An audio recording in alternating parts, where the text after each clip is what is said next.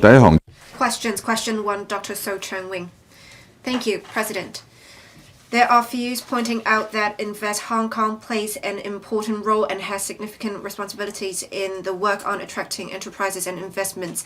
And it is learned that Investment in Hong Kong has been undertaking a number of new projects in recent years, including establishing Family Office Hong Kong, supporting the Oasis Office for attracting strategic enterprises, assessing the financial assets and investment of applicants for the new CIES Capital Investment Entrance Scheme, mobilizing enterprises to capture opportunities amid the Belt and Road initiatives, participating in the Pan Greater Bay Area Inward Investment Liaison Group to promote the investment of global priority markets in the GBA, and promoting Hong Kong as a leading destination for entrepreneurship and innovation of startups through Start Me Up Hong Kong.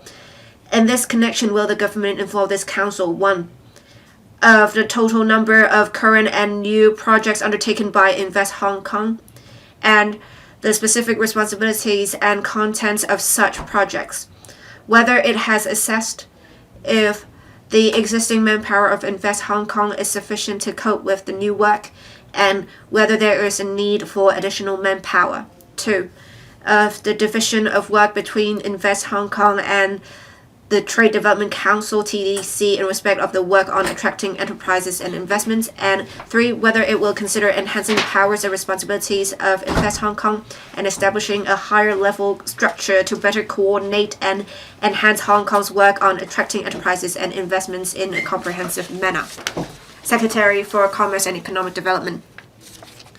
President, according to the latest annual survey conducted by Invest Hong Kong and the Census and Statistics Department CSSD, the number of companies in Hong Kong with overseas or mainland parent companies rose to 9,960 in 2024, reaching a record high. At the same time, the number of startups in Hong Kong also increased to a record high of almost 4,700 this year.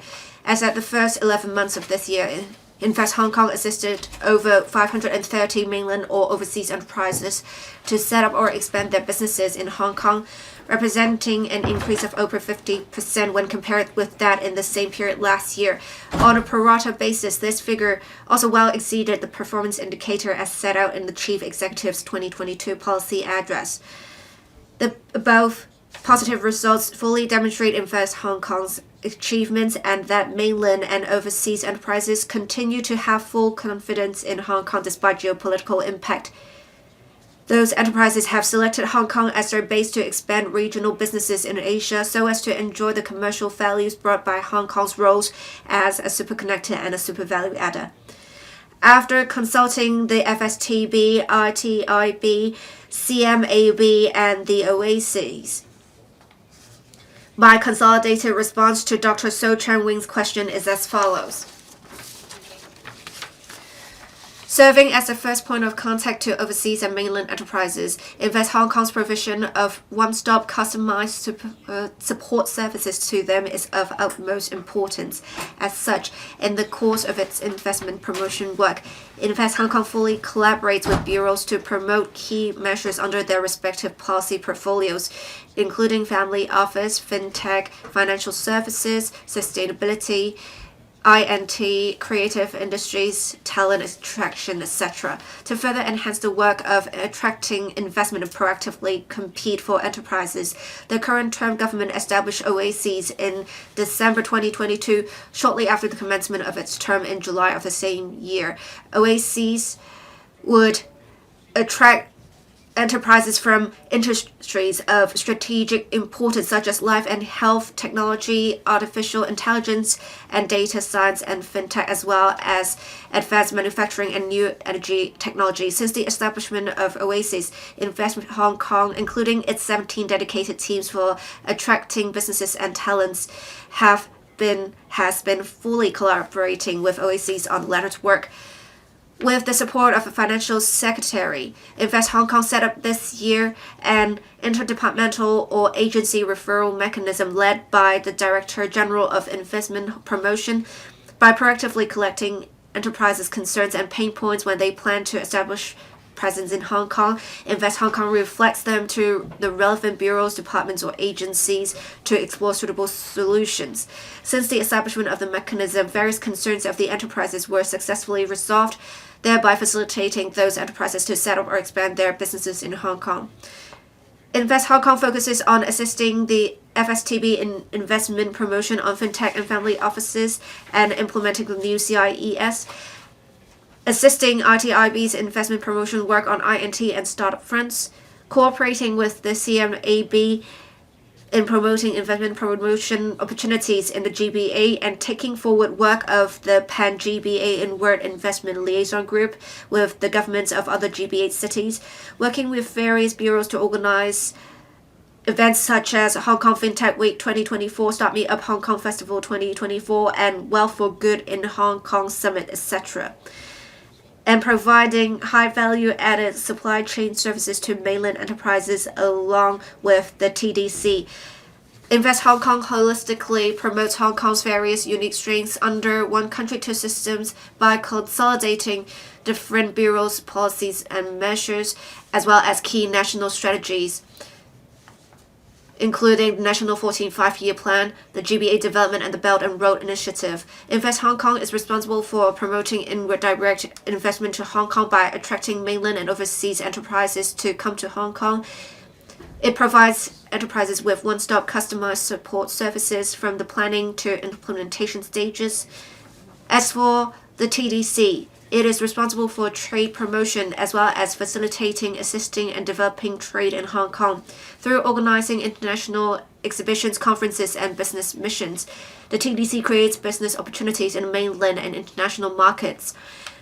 Although the two agencies' functions differ, they have been working closely together and are dedicated to promoting Hong Kong as a two-way global investment and business hub, thereby fully leveraging Hong Kong's advantages as a two-way springboard. As announced in the 2024 policy address, Invest Hong Kong and the TDC would commence work to set up a high-value-added supply chain services mechanism. To this end, Invest Hong Kong and the TDC have convened a meeting to jointly attract mainland enterprises to establish international or regional headquarters in Hong Kong for managing offshore trading and supply chain. They also offer those enterprises in Hong Kong with high value-added supply chain services to assist them to expand business globally to ASEAN and other emerging markets. Invest Hong Kong will step up its engagement with mainland enterprises through various kinds of investment promotion activities. The TDC will provide the enterprises with professional advisory services and through its offices render on-site support services. As regards manpower, currently Invest Hong Kong's head office consists of 184 posts. There are 79 investment promotion posts in the 17 dedicated teams in the mainland and overseas. At present, the department has sufficient resources for meeting its daily work. Review on whether Invest Hong Kong's resources are sufficient will be conducted from time to time. President, I so submit Dr. So Chan Wing. Thank you, Mr. Yao's reply to my question, so that we have a better understanding of the current term government's work on attracting businesses and talents and its results. I believe the results are remarkable. Invest Hong Kong has done a lot in this area. We have to praise their efforts. But as said in the reply, Invest Hong Kong has a number of new initiatives to implement. The Council also notes that the Invest Hong Kong is now promulgating a referral mechanism. At this critical time, there is a need to enhance competitiveness. There is a need to have interdepartmental coordination for resource allocation to attract businesses and talents so as to expand capacity in collaboration and developing 8 centers in Hong Kong.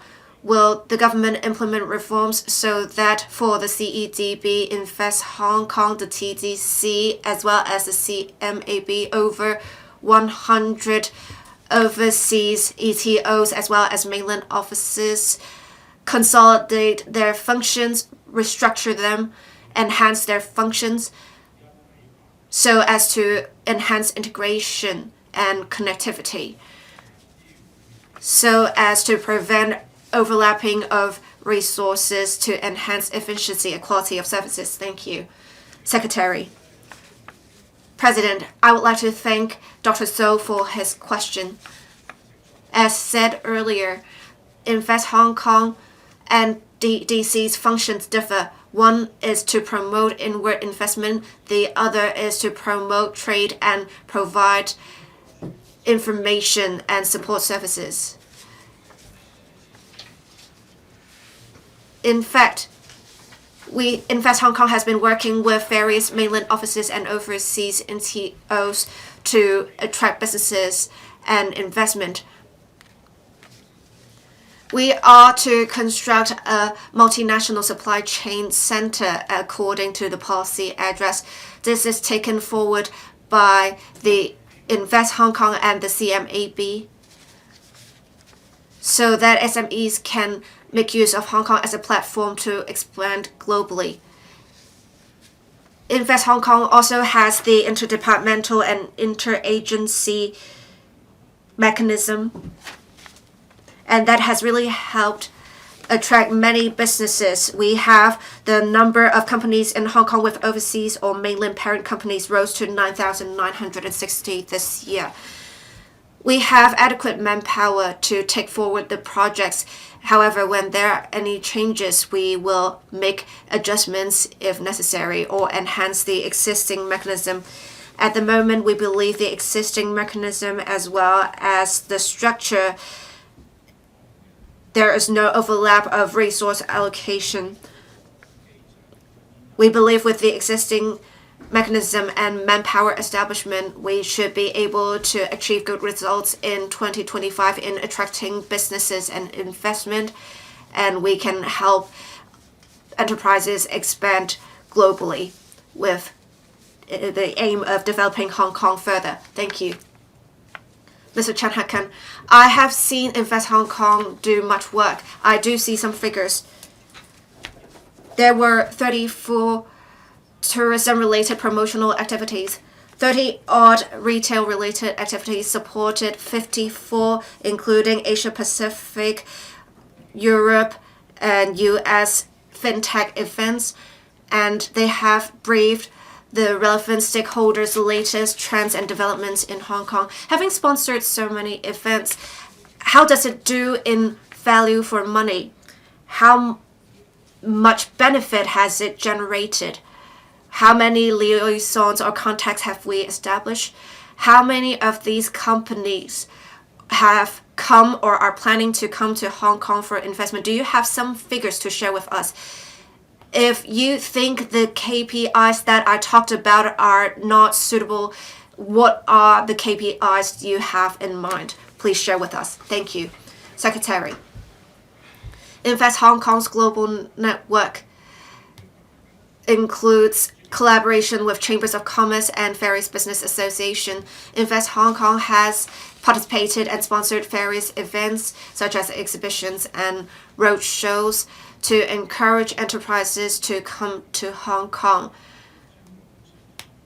These will provide with the latest information to the stakeholders in these other countries and regions. We have the Hong Kong FinTech Week as well as Start Me Up Hong Kong Festival as well as Wealth for Good in Hong Kong Summit. We have also some receptions through the various channels. Invest Hong Kong would promote the relevant activities. Invest Hong Kong has also supported in the mainland and overseas some large-scale events to be held to promote Hong Kong's advantages in business. That would include Art Basel and ComplexCon that was held for the very first time in Hong Kong, One Earth Summit, London Tech Week, and Asian Hong Kong, and the 27th Summit for Investment Promotion. There was various activities for integrated development of fintech. There were also some China expos that were held in Hong Kong. With these events being held in Hong Kong, many enterprises were attracted to come to Hong Kong to at least participate in these events. For the 530 projects, for the first 5 projects that would include US, UK, France, and Singapore, for the 272 projects, INT took up 119, FinTech took up 110 of them, family office related projects 94, tourism 57, commercial services 47. So with our investment promotion work, we have been instilling confidence in enterprises to invest in Hong Kong, and that has achieved great results so far. Thank you, Mrs. Regina Ip. President, I appreciate the efforts made by Invest Hong Kong and the OACs. The figures shared by the Secretary earlier were shared by the Chief Executive earlier as well. So I want to ask for the quality of services. OACs has attracted some top-notch enterprises. Can you give some prominent examples? Thank you. Secretary.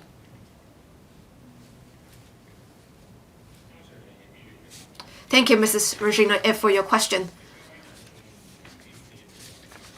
For top-notch enterprises attracted by the OACs, there were 60 of them. Among them, well, I actually do not have the list here, but that would include enterprises in life and health technology, AI, data science, FinTech, as well as advanced manufacturing. These are all strategic enterprises. I do not have a list here. Perhaps I can provide a list of enterprises to the member after the meeting. These enterprises have brought about an investment of $42 billion, and they have created 17,000 job opportunities. These are figures I can share at the moment. Mr. Tang Fei. Yes, Mrs. Regina Ip. I am talking about top-notch enterprises. The Chief Executive mentioned this earlier. I really want to know about this. I think the Secretary will provide you with the answer after the meeting, Mr. Tang Fei. I appreciate the comprehensive reply given by the Secretary and the figures he shared. Even though he cannot provide some names of top-notch enterprises, he did mention the significant numbers of investment made in Hong Kong as well as the job opportunities created. I could see on Invest Hong Kong's website there aren't really that many reports made by Invest Hong Kong. Is it possible to ask Invest Hong Kong to publish regular or irregular reports on the work of Invest Hong Kong so that the public knows what Invest Hong Kong has done and what the enterprises brought in can benefit Hong Kong in terms of profits tax generated or GDP contributions? Is it possible that such reports can be published? Thank you. Secretary, I thank Mr. Tang for his question. Every year, Invest Hong Kong would make a report to a relevant electrical panel. In response to your suggestion, we will think about whether to publish such information on Invest Hong Kong's website or other locations so that the public will know about the work of Invest Hong Kong. Thank you. Mr. Edmund Wong. Thank you, President. In the main reply and the reply given to Mr. Chan Hucken, the Secretary mentioned family offices. As at March 2024, the Family Office Hong Kong team has helped 64 family offices to set up or expand their businesses in Hong Kong. But in the 2022 policy address, a target has been set that we should have at least 200 family offices to set up or expand their business in Hong Kong. I want to ask what the progress is at the moment and how the Bureau can ensure this objective is achieved. Thank you. Secretary. Thank you. Invest Hong Kong will help the FSTB to take forward work in fintech and family offices, as well as implement the new CIES. On family offices, we will continue to try to encourage family offices to come to Hong Kong. We have also organized Wealth for Good in Hong Kong summits to attract the family offices to come to Hong Kong. In March of this year, we held a summit. We had 400 family office presidents or senior officials or their teams to come to Hong Kong so that they know about advantages of Hong Kong as a family office hub and asset management center. Invest Hong Kong and the FSTB have been working closely together to attract more family offices to come to Hong Kong, and our ETOs and mainland offices will continue to make use of Invest Hong Kong as a platform to promote to family offices the current situation of Hong Kong in order to achieve our target and the performance indicators. Thank you. Dr. Chen Han-pan. Dr. Tan Yue-heng. Thank you, President. In 2024, the number of companies in Hong Kong with overseas or mainland parent companies rose to somewhere close to 10,000. It is a record high. It really shows that we have done much in attracting businesses to come to Hong Kong. We also see that the business environment in Hong Kong should be quite attractive. But some are concerned that with so many enterprises, many of them are from the mainland. But in fact, there are enterprises coming from the US, the UK, or Japan. Can the Secretary make some clarifications or explain, out of the close to 10,000 enterprises, what are the sources of the enterprises? Have we seen any changes so far in trends? Thank you, Secretary. With attracting overseas enterprises to come to Hong Kong, apart from attracting mainland enterprises, we have done much in that. For the first top 5 sources, we have from the mainland 272, US 52, UK 20 odd, Singapore 20 odd. For mainland enterprises in Hong Kong, for US we have reached 1,300 odd. For UK enterprises, it's 700 odd. We do have more mainland enterprises coming to Hong Kong compared to overseas enterprises, but we have a number of other overseas enterprises here in Hong Kong as well. Invest Hong Kong has not focused its efforts only on mainland enterprises, but also enterprises from the Belt and Road countries, as well as the ASEAN countries. We will continue to do good work to attract more overseas enterprises to come to Hong Kong. We will also help mainland enterprises to use Hong Kong as a platform to go global for the benefit of development of economy of Hong Kong. Question 2, Mr. Andrew LAM. Thank you. The Audit Commission conducted in 2003 and 2008 audits on public markets managed by the Food and Environmental Hygiene Department and found that the vacancy rate of public markets was going up. The audit report in 2003 even pointed out that more than half of the vacant market stalls had been left vacant for at least 2 years. The FEHD has been progressively implementing the market modernization program since 2018 after commissioning a consultancy study in 2015. The 2018 MMP included comprehensive refurbishment or redevelopment project, as well as piloting a scheme on stall enhancement project.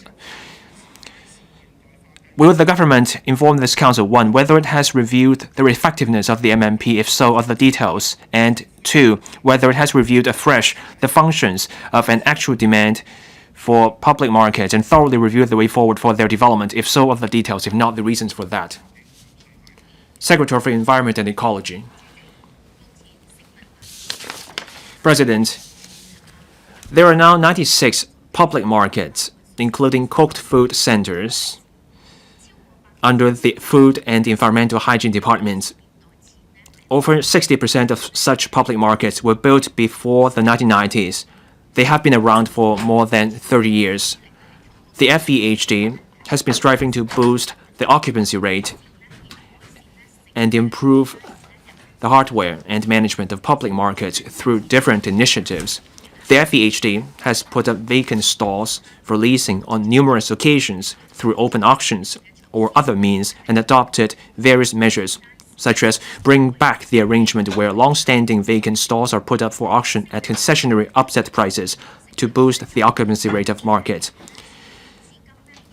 The FEHD has successfully leased out about 1,500 stalls since June 2021, on average 440 stalls per year.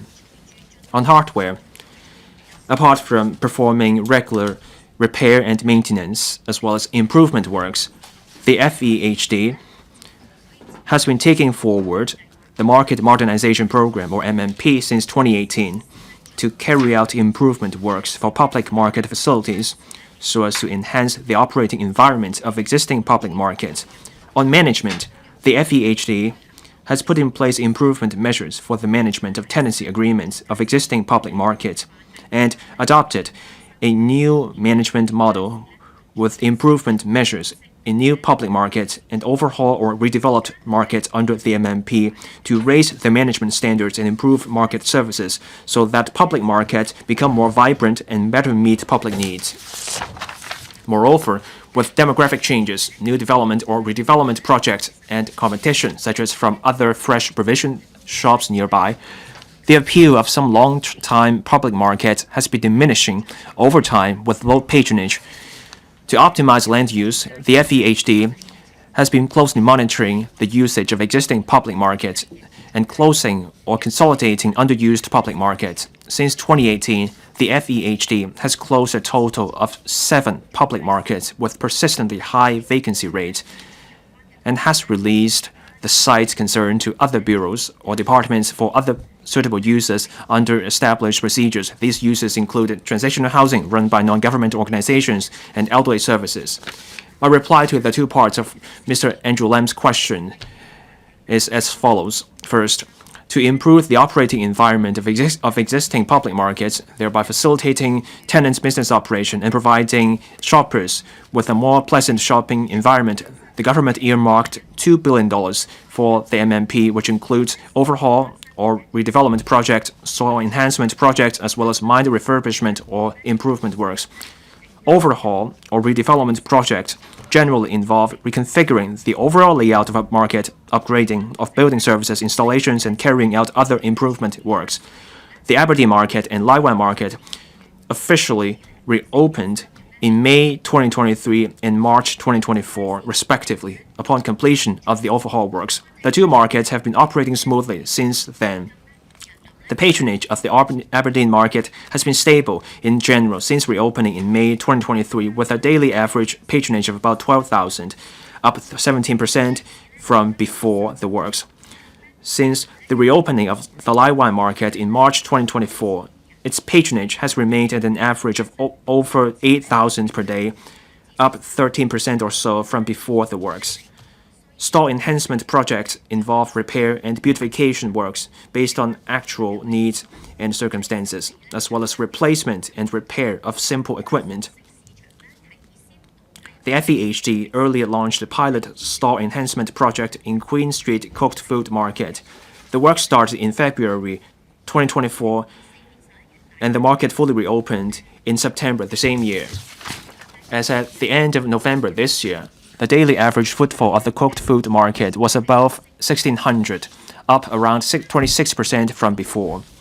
Stall tenants said that the enhancement works had improved the operating environment of the cooked food market. Many members of the public have also said that the enhanced cooked food market offered a contemporary vibe and a clean and comfortable dining environment. The FEHD will continue to identify more suitable venues to carry out enhancement works, including the proposed works of the Cooked Food Mart Center of Luen Bo Hoi Market, which will start within next year. Minor refurbishment and improvement works have been carried out in 16 markets. The works in 14 such markets have been completed, while those in the other 2 markets are due for completion in 2025. While embarking on the MMP, the FEHD has been continuously reviewing its implementation and effectiveness since September 2024. We have been in touch with major stakeholders, including legislative councillors, to learn from the experience so far in taking forward the MMP project, review its implementation, the challenges and limitations faced, and the various views from the community, so as to explore whether there is room for adjustment or improvement. We are now consolidating the feedback gathered. 2. As indicated during the past discussions between the government and the electrical panels and subcommittees, the community in general considered that the public market had their social functions. Public markets are positioned as a place for people to buy fresh provisions. Markets should be kept clean and tidy without being unduly upmarket. As society continues to progress, the facilities and management of public markets need to keep up with the development of the city to strive for continuous improvement. We understand the concerns of the public and the community at large about public markets.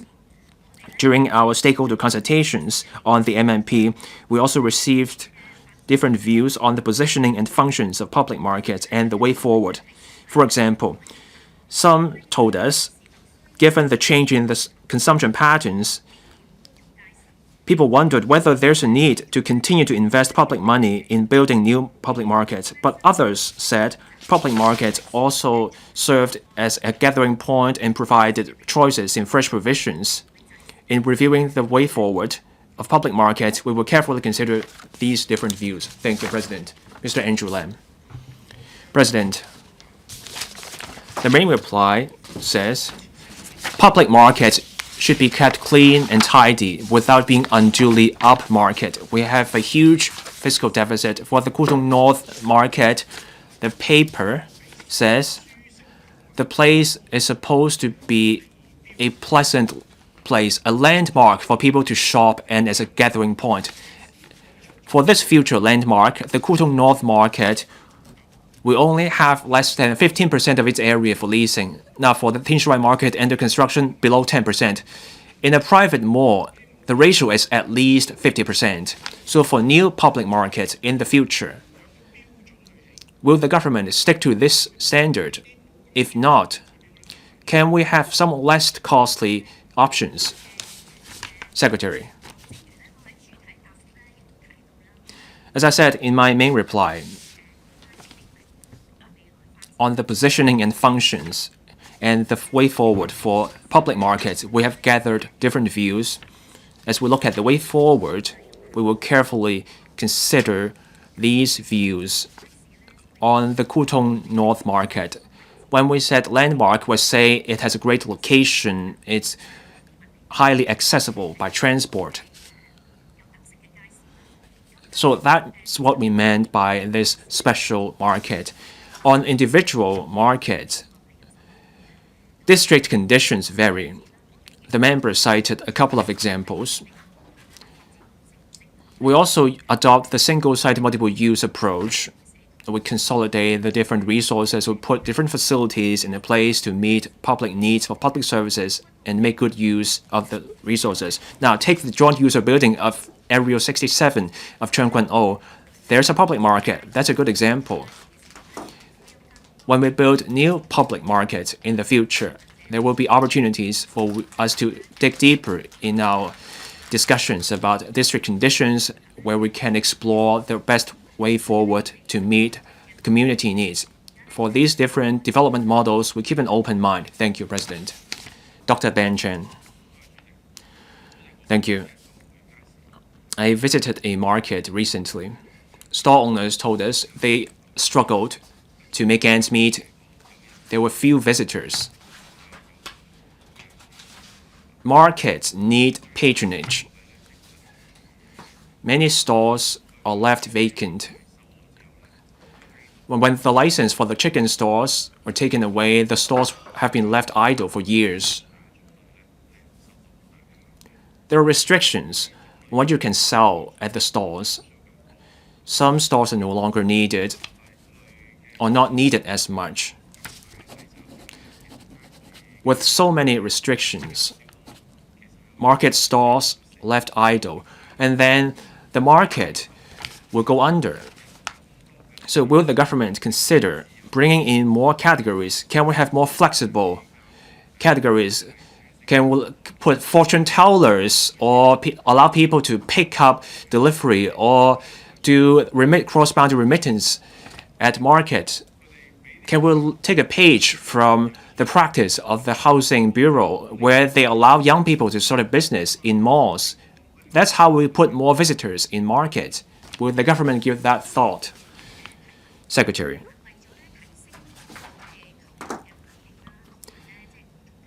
To provide a better environment for shopping and to make markets more competitive, we have taken many measures.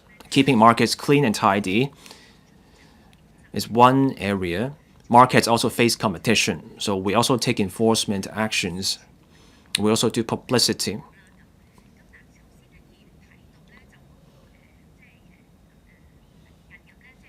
The member suggested bringing in new trades.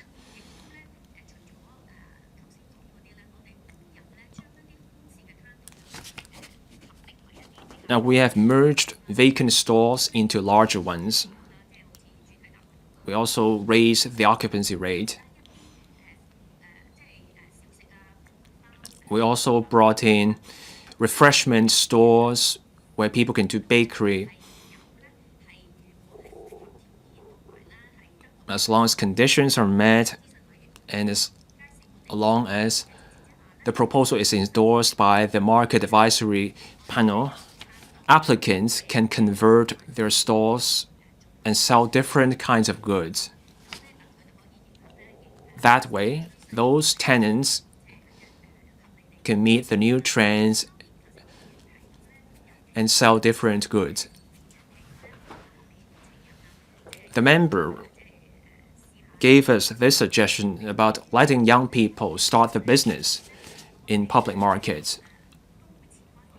We keep an open mind to these different ideas. We will take into account these ideas. Once we have new proposals, we will talk to members and the public. Ms. Chen Haoyan. With the market modernization program, I think the FEHD and the EEB have done much. In the Laiwan market in Meifu,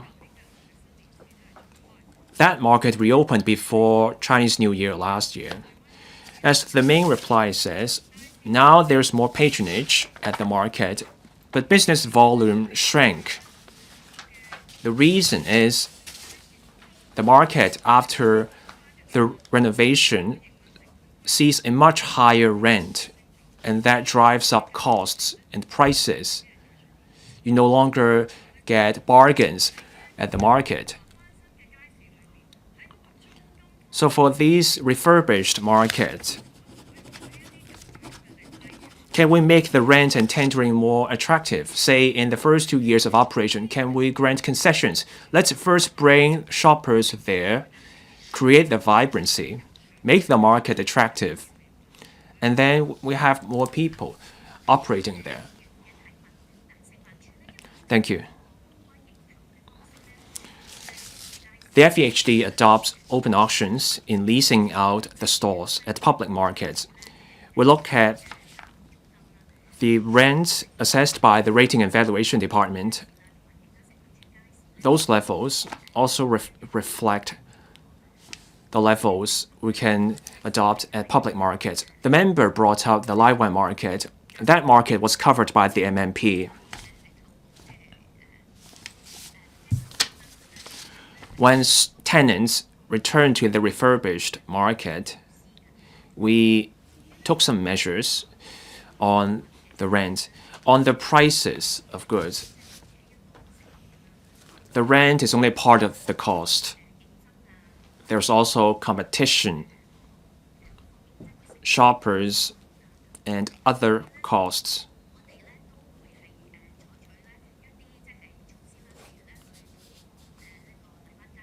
We have different measures to promote the Laiwan market so that the market stays competitive. Thank you. Mr. Kwok Wai-kung. Thank you, President. The Audit Commission put pressure on the department.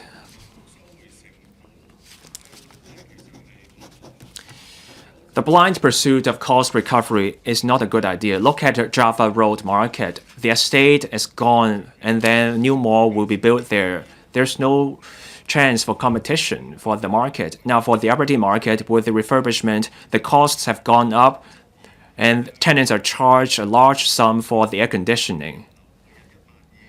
The government told us the daily patronage is 12,000 per day, higher than before. I checked out the market 2 weeks ago. Not a living soul there. Businesses were struggling. Before the MMP, I had to walk sideways because there were so many people, but now no one there. So is it really true? Is what the reply says true? I wonder. On Monday, Electrical Research Office released a study on Singapore and London's markets. It's about the hawkers market. More elements should be brought in. There should be collaboration with social enterprises. You bring more visitors through these SEs. Mr. Kwok, can you get to your question? Thank you. Here's my question. Will the FEHD look at Electrical's research study? Can we bring in SEs, social enterprises? The SEs hand out vouchers of people to spend money at the airport so that we create greater vibrancy at the market. Secretary. Take the Aberdeen market as an example.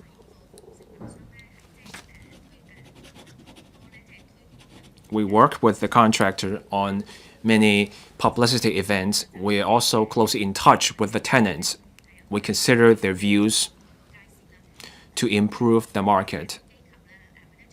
The member brought up social welfare organizations. We have invited such organizations to hold community engagement events in the market so that the markets play a bigger role and attract more residents there for shopping.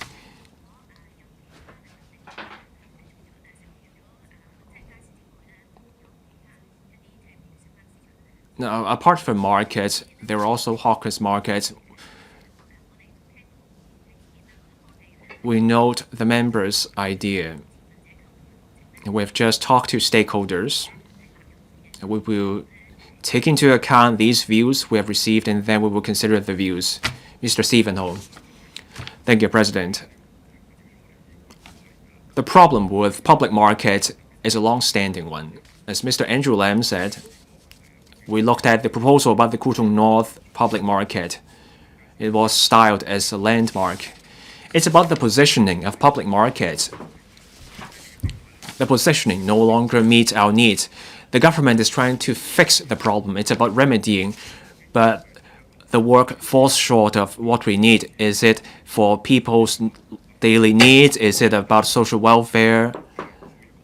Or are markets simply there to resettle former tenants? We have to get the positioning right.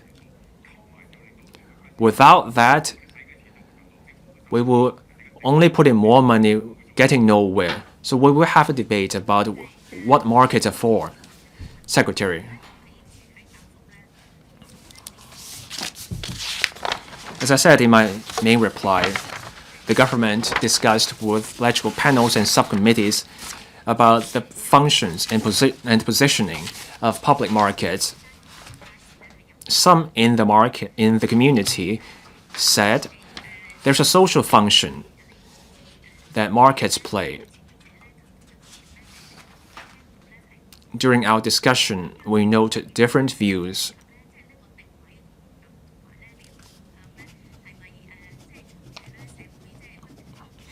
The position, functions, and way forward of markets are something we have to consider in light of the changing consumption patterns and changes in the community. We're consolidating the feedback we got. We will present our preliminary ideas to the sector. Question 3, Mr. Kenneth FOK. President, it has been reported that Sunbeam Theatre in North Point, an important performance venue for Cantonese opera, will close down in March next year. By that time, the sector will face problems such as finding new performance and rehearsal venues, as well as how to rehouse and provide training for Cantonese opera practitioners. That will bring about a significant impact on the stable development of the Cantonese opera sector. In this connection, will the government inform this council? 1. Given that after the closure of Sunbeam Theatre, there will be no performance venue for Cantonese opera of comparable scale under the Leisure and Cultural Services Department in the district, whether the government has plans to collaborate with the business sector to jointly build a permanent venue for the development of Cantonese opera. So, of the details, if not the reasons for that. 2. Whether the government will consider providing support to Cantonese opera practitioners, including further according priority to Cantonese opera troupes in arranging venues for their performance and sustain the living of the practitioners. If so, if the details are not the reasons for that. And 3, this is learned that in the light of the impending closure of Sunbeam Theatre, business operators in the neighbourhood do not renew their tenancies out of worries over the loss of patronage from opera goers. Whether the government has plans to expeditiously identify a new venue in the district for performance by Cantonese opera troupes, so as to preserve the long-established Cantonese opera economy in the district. Thank you. Secretary for Culture, Sports and Tourism.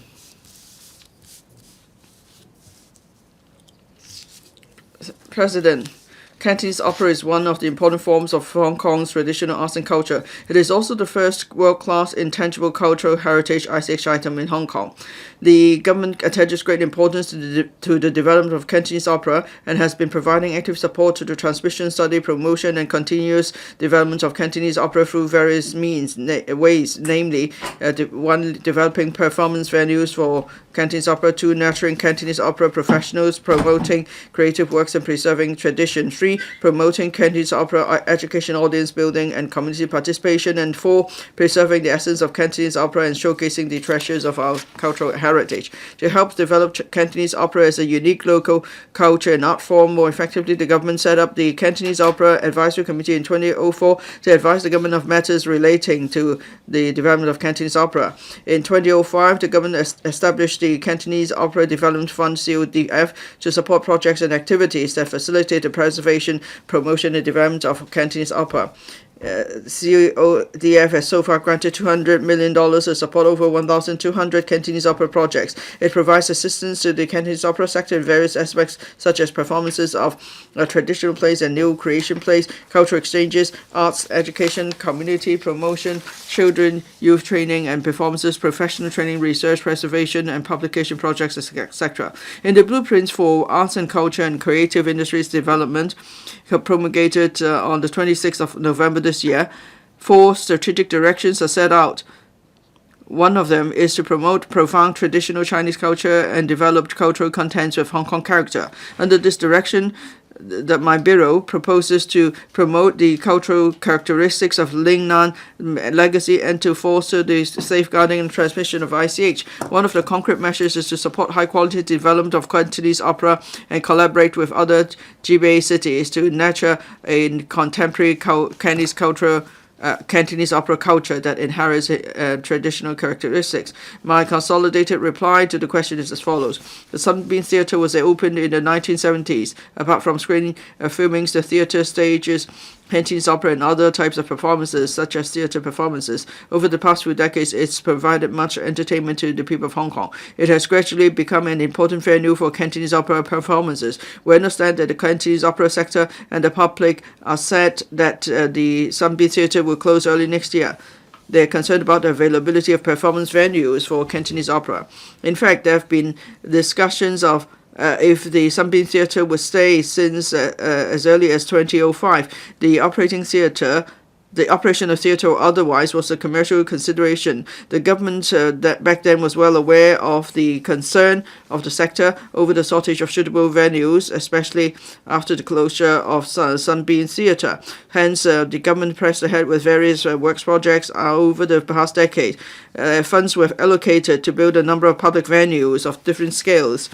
These venues include the Yao Ma Tei Theatre, commissioned in 2012, the auditorium and rehearsal facilities of the Koshan Theatre New Wing, commissioned in 2014, and the Grand Theatre and Tea House Theatre of Xixu Center at the West Kowloon Cultural District, commissioned in 2019. There are an additional 2,000 seats compared to the previous decade. It therefore eased the problem of venue supply. And then, in addition of increasing the number of quality performance venues for Cantonese opera, we also provide venues for nurturing Cantonese opera talents, rehearsing, training, education, and so on. At the same time, the government has introduced a priority venue hiring policy for Cantonese opera performances. LCSD also implements special booking arrangements for local professional Cantonese opera troupes at 5 of its major performance venues, reserving a total of 7 days of time slot each year for Cantonese opera performances. Cantonese opera troupes may hire other venues too, or managed by LCSD. Through the venue partnership scheme, LCSD has been fostering partnership between its performance venues and performing arts groups and organizations. The current round of the scheme runs from April 2022 until March 2026, with 4 Cantonese opera organizations selected as venue partners. With the enhanced public transport network in Hong Kong, these public this quality performance venues are all located near NTR stations and convenient to members of the public.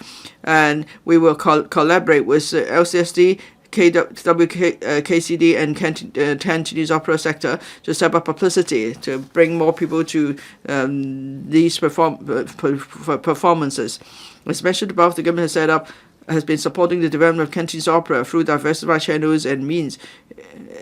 We starting from the end of 2022, my bureau conducted an opinion survey with the 2 Cantonese opera related advisory committees on the major aspects of the development of the Cantonese opera. Committee members in general consider that training of playwrights, artists, building young audiences, and enhancing publicity are important and urgent.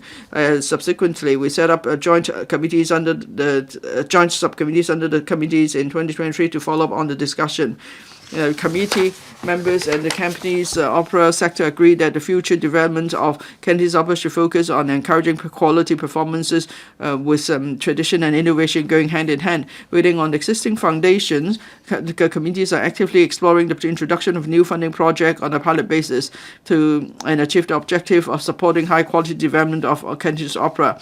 The government will continue to keep an eye on the needs of the sector and the public. We review the needs of the development of Cantonese opera in Hong Kong at an opportune time and strive to provide the sector with adequate and appropriate venues. We'll keep in close communication with the sector, and we will support the transmission and development of Cantonese opera on various fronts. Thank you. Mr. Kenneth FOK. Now, I must declare interest first. I operated the Sunbeam Theatre in the 1980s, but I have nothing to do with the Sunbeam Theatre now. Now, in the past decade or so, we can see the government has done much to promote Cantonese opera. And there's mention of additional venues, and also in terms of the support framework, much has been done too. Now, why am I raising this question today? Because Sunbeam Theatre is more than just a performance venue for Cantonese opera. It is a brand in itself. Now, in the blueprint, the secretary said that we need to turn culture into an industry. So building a brand is the toughest part. And the Sunbeam Theatre has been a brand for the past 50 years. This is a venue where there's many activities to promote Chinese culture or patriotism have been held. And there have been much, deep, in-depth exchanges with different sectors, and it is collective memory for Hong Kong. Now, we're concerned that when the Sunbeam Theatre is closed, then this brand will disappear altogether. So that's why I want to know if there's plan to extend this brand of Sunbeam Theatre. It is about patriotism, it's about Chinese culture. So we could then continue to pass on Chinese culture with innovation. Thank you. Secretary, thank you. I thank Mr. FOK and his family and all other operators of Sunbeam Theatre. They wanted to promote the development of Cantonese opera as well as Chinese cultures, and they made much contribution running Sunbeam Theatre. Now, will Sunbeam Theatre remain a venue for Cantonese opera? That's of course a commercial decision. I agree with Mr. FOK. We need to build a good brand for Cantonese opera. I'm also an enthusiastic Cantonese opera spectator, and now it's important that we have enough venues. As I mentioned, in the past 3 years, we've built 3 venues, providing an additional 2,000 seats. At the same time, we need to strive for excellence in the art form. We need to move in the direction of high-quality development. So it's not just about venue. We also have to consider the artists and the script. And that's why we are considering a new funding project on a pilot basis. And the aim is to help artists to develop their own performances and also bring more to watch these performances. And then the performance in themselves will be a new landmark. Mr. Vincent Jiang. Well, today the question is about insufficient performance venue for Cantonese opera, but it's the same issue with all other arts and cultural forms. So there are not enough resources really. Now, in the 2022 policy address, that's a 10-year development blueprint for cultural performance venues, and a number of seats will be increased to 45,000 from 30,000. And then developers are also encouraged to include arts and cultural facilities in their developments. And then there is also relaxation of development parameters. So I would like to ask if there are concrete measures to increase the number of performance venues, including those for Cantonese opera, to meet the demand. Mr. Jiang, Secretary. Well, Mr. Jiang asked this question at the right time. There will be free. There's the Kai-Tak Sports Park will be commissioned, and the East Kowloon Cultural Center will also be commissioned. So it is actually the right time for us to review the use of performance of venues over the years, and we'll see if there's a need to make improvement. Now, or to provide more venues. Now, the Kai-Tak Sports Park will soon be commissioned. So we see how we should set priorities for the various performance venues, including those for Cantonese opera. Thank you. Mr. Lee Chan-kang. We are 75 days to the closure of Sunbeam Theatre. Now, I'm a district councillor, so I often officiate at ceremonies at the Sunbeam Theatre. Apart from Cantonese opera performances, there are many other activities held at the Sunbeam Theatre, as Mr. Kenneth FOK mentioned. 20 years ago, there was news about demolishing the Sunbeam Theatre, but eventually it was saved, and now there will be a new owner. So I wonder if you could talk to the new owner when they don't use the venue. Then can they rent out the venue to other performing troupes for staging performances there? Secretary. I understand the new buyer is a church, actually. So will there be frequent use of the premises? For example, every week they have their congregations or whatever. I'm not sure about that, but if there are free slots, and maybe the venue could be used by or rented by others, say for Cantonese opera performance. Well, then it depends whether they have planned to demolish the theatre. If they have plans to demolish the entire theatre, then we have to look at the design of the new venue. And we'll also ask we'll check with the Cantonese opera sector to see if they could discuss the matter with the church on a commercial basis. Mr. Ma Fong-kwok. Now, Sunbeam Theatre is the last private Cantonese opera theatre in Hong Kong. It has helped to develop the development of many Cantonese opera troupes in Hong Kong. Now, we need to take seriously the question of performance venues for Cantonese opera. Now, there's another theatre in North Point with a long history. That is the State Theatre, And I understand the new owner is converting that theater. So maybe you could talk to that operator too to see if they could free up some slots for Cantonese opera performances at the State Theatre, so as to fill the void to be left by the Sunbeam Theatre. I understand you're talking about State Theatre, right? The State Theatre is another commercial concern. The State Theatre was bought by a private company, and some time ago they've explained preservation ideas to the public, and I don't recall there being an element for Cantonese opera in the new design, but we can find out from them. If they have any performance venues or facilities, we'll see if it's possible to stage Cantonese opera performances there. Now, of course, this is a commercial project, and I think they are in the advanced stage of the construction. So we'll find out more that we can do. Thank you. Mr. Kwok Wai-keung. Now, between 2008 and 2023, I was district councillor of the district, so I'd like to declare interest.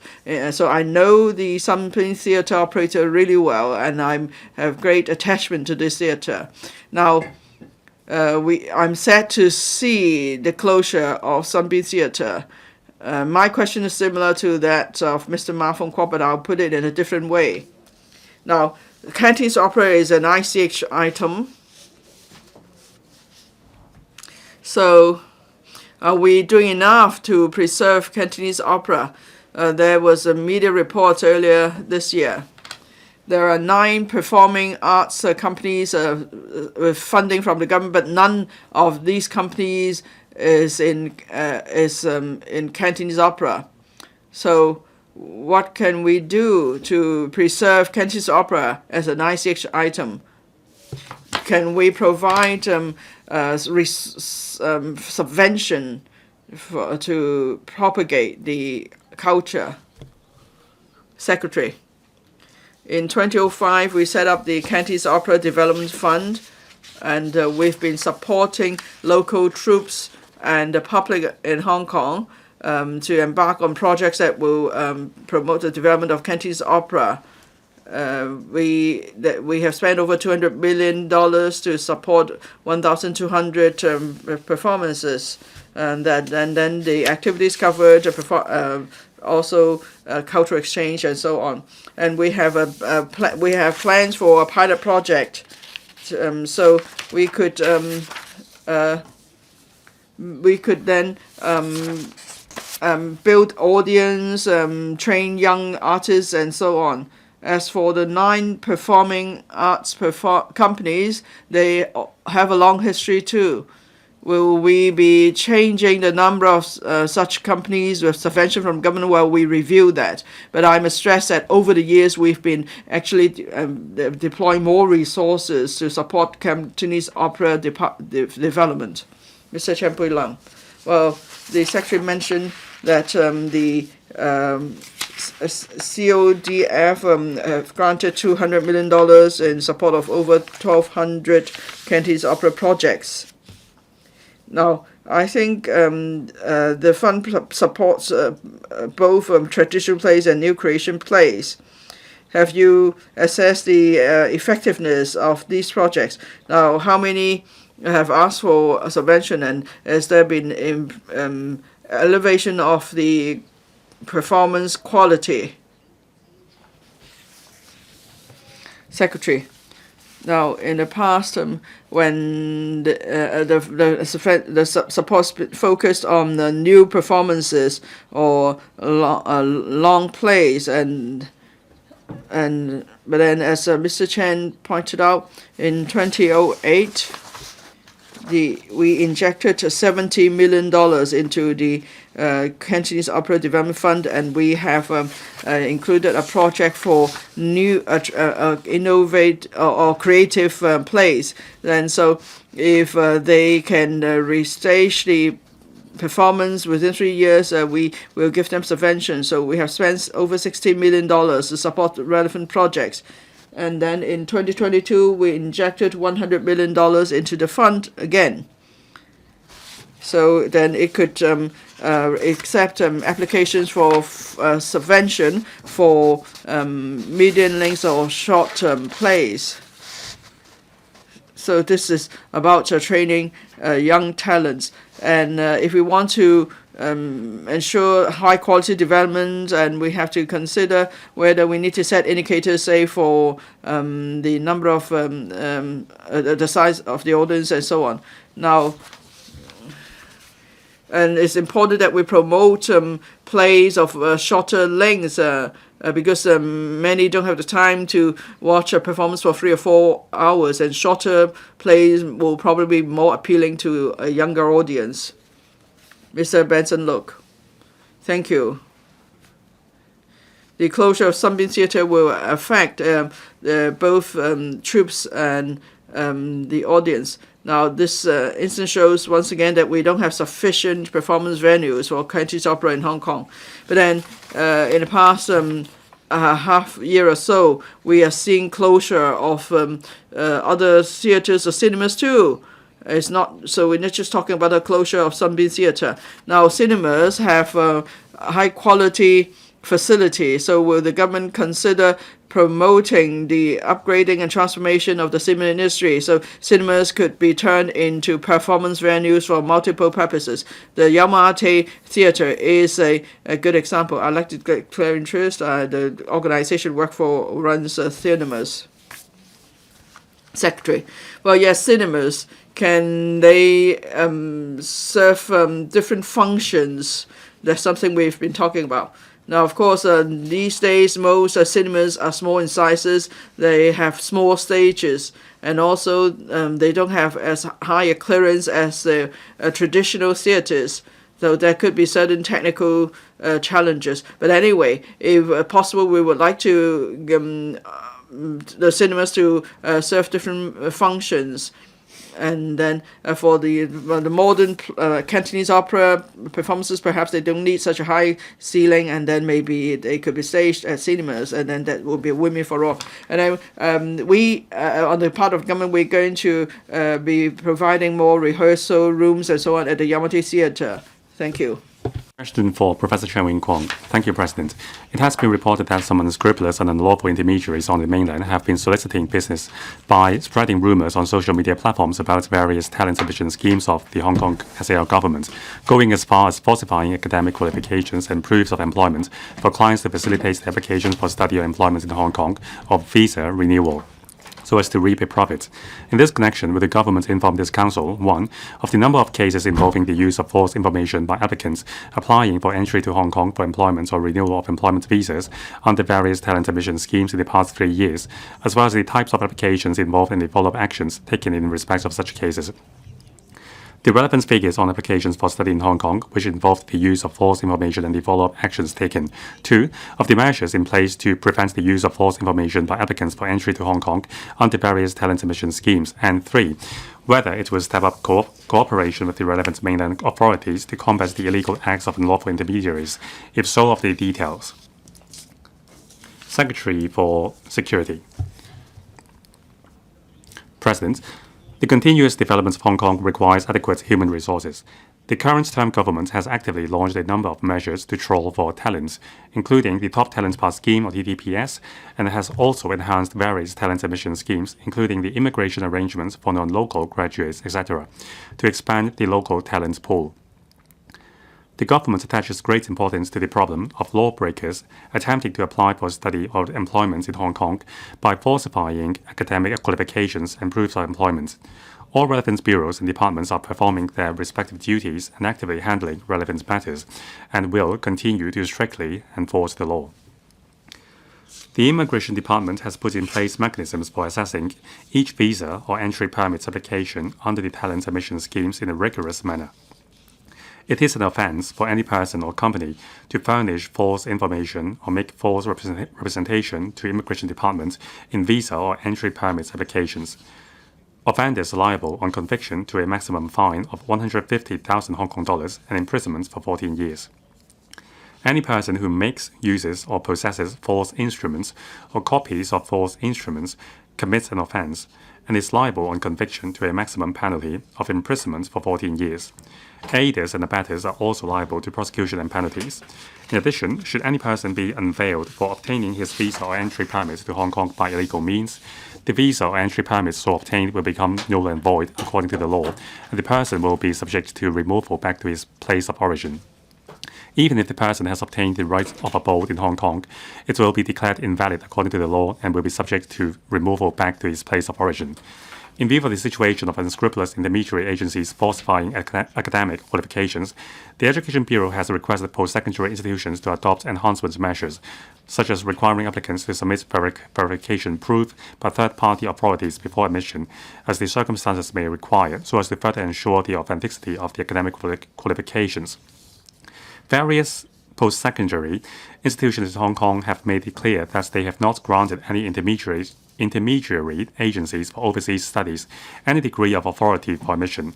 They have also reminded from time to time persons who intend to study in Hong Kong not to easily and blindly believe in the agency's claim of so-called guaranteed admission, and reiterated that furnishing false information is a serious criminal offence in Hong Kong. The institutions will diligently undertake their gatekeeping responsibilities and clearly demonstrate their zero-tolerance stance. Upon discovery of any violations, post-secondary institutions will take immediate and decisive disciplinary actions, including rescission of admission offers or expulsion, and refer the case to law enforcement agencies. In consultation with the Labour and Welfare Bureau, the EDB, the Immigration Department, and the Hong Kong Police Force, my reply to the questions raised by Professor Chan is as follows. 1. The Immigration Department has been assessing each application for a student visa or visa to Hong Kong under the talent submission schemes in a rigorous manner. Law enforcement agencies will conduct thorough investigations and take resolute enforcement actions against suspected cases involving furnishing fraudulent academic qualifications. From January 2022 to 10th of December 2024, 25 persons were arrested on suspicion of using fraudulent academic qualifications to enroll in local post-secondary institutions. The police has laid charges against 8 persons, 3 of whom have been convicted and remaining 5 have been released on bail pending trial. The cases of the other 17 persons are under investigation. Among the convicted, the highest sentence was imprisonment for 17 weeks. The visas or entry permits were declared invalid. When processing each visa or entry permit application to Hong Kong, the Immigration Department will conduct random checks and verification on the information and documents submitted by the applicant as necessary, including verifying the applicant's status with the organization that issued the documents. Surprise inspections will be conducted from time to time, including on-site verification of the operating model, financial status, and employee information of the employing company, so as to determine the authenticity of the information provided by the applicant or its employing company when applying for a visa or entry permit and extension of stay. On the other hand, the Immigration Department has completed a comprehensive review on the relevant visa policy. Apart from stepping up random checks on general employment visa applications, the department requires all applicants of categories B and C under the TTPS and the Quality Migrant Admission Scheme to submit verification proof of academic qualifications issued by designated third-party credential verification organizations or the awarding institutions. The updated requirements are clearly set out on the Immigration Department's website. The Immigration Department has also actively publicized to the public and intermediary agencies through various channels like the Hong Kong ETOs, press releases, social media, and talks that furnishing false information or making false representation to the Immigration Department are serious offences punishable by imprisonment. The public have been urged not to defy the law. The government constantly reminds those who are interested to come to Hong Kong for employment or establishing businesses that they do not need to apply through intermediaries. They are also advised not to easily and blindly believe in claims made by intermediaries, such as the so-called guaranteed success in application. They are also reminded that it is a serious offence to provide false information. 3. The above relevant bureaus and departments have been maintaining close communication with the relevant mainland authorities. The police force has been working closely with the relevant mainland authorities in timely referral of information of mainland intermediary agencies involving in cases of fraudulent academic qualifications. As at the 10th of December this year, the police force has referred information of a total of 14 mainland intermediary agencies or intermediaries to the relevant mainland authorities for follow-up. The Immigration Department and the relevant mainland authorities have established communication mechanism and maintained close liaison. In respect of the recent cases involving false proofs and unscrupulous intermediaries, we have been maintaining close communication with the mainland authorities. Joint enforcement actions will be taken against illegal acts in a timely manner. Thank you. Professor Cheung Wing-kwong. Thank you, President. I thank the Secretary for his detailed reply. I'm pleased to see that the government is adopting a multi-pronged approach in cracking down on false information and false credentials.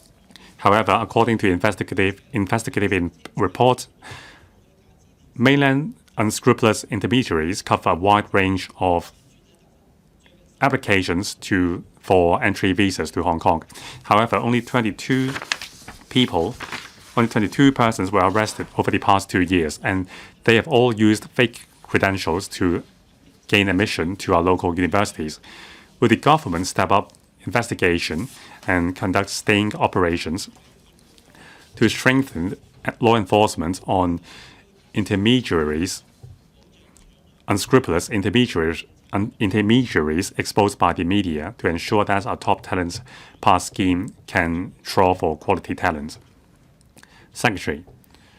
President, the Immigration Department take rigorous actions in vetting each and every application. The eligibility of the applicants and the general immigration requirements would be considered. The Immigration Department will ensure that only those eligible persons are allowed to come to stay in Hong Kong or granted extension of stay. If false information is suspected, the Immigration Department will immediately take investigative and enforcement actions. Through our website, we have been reminding applicants that applications do not need to go through intermediaries. The Immigration Department has thoroughly reviewed the immigration policies. For categories B and C applicants, we require verification of the applicant status with the organizations or by third-party authenticating organizations. The Immigration Department has increased frequency of on-site checks. Also, in terms of random checks, the Immigration Department also conduct spot check on the employment of the applicants. Now, as of November 2024, we have conducted 700 on-site inspections. The Immigration Department will continue to be the gatekeeper and vet each and every applications. Our law enforcement agencies will also take stringent actions against each suspected cases. We will also work with the mainland authorities by referring suspected lawbreakers to them. Mr. Charles Siu Chung, President, in recent years, falsifying information to gain a visa under our top talent pass scheme has become more rampant. Now, these false information range from false employment record, false salary slip, and pension payments record. Now, the Immigration Department would conduct spot check on the reported place of work to verify the application, but it seems that the manpower establishment is too small. Now, there is only 15 members in the relevant team under the Immigration Department, but we expect that there will be some 10,000 renewal applications in the coming year. The establishment of the team is worrying. Will the Immigration Department engage more manpower to conduct these spot checks? Secretary, thank you. The Top Talent Pass scheme is indeed a very popular program. Many applicants have already come to Hong Kong via this scheme. Now, the first batch of applicants will need to apply for a renewal of their visas soon. On this, sufficient manpower will be allocated to the Immigration Department to handle the renewal applications. For suspicious cases, we will require more information submitted by the applicants or even conduct on-site checks. Please rest assured that sufficient resources will be allocated to the Immigration Department to deliver its gatekeeping duty. Mr. Kingsley Wong. Thank you, President.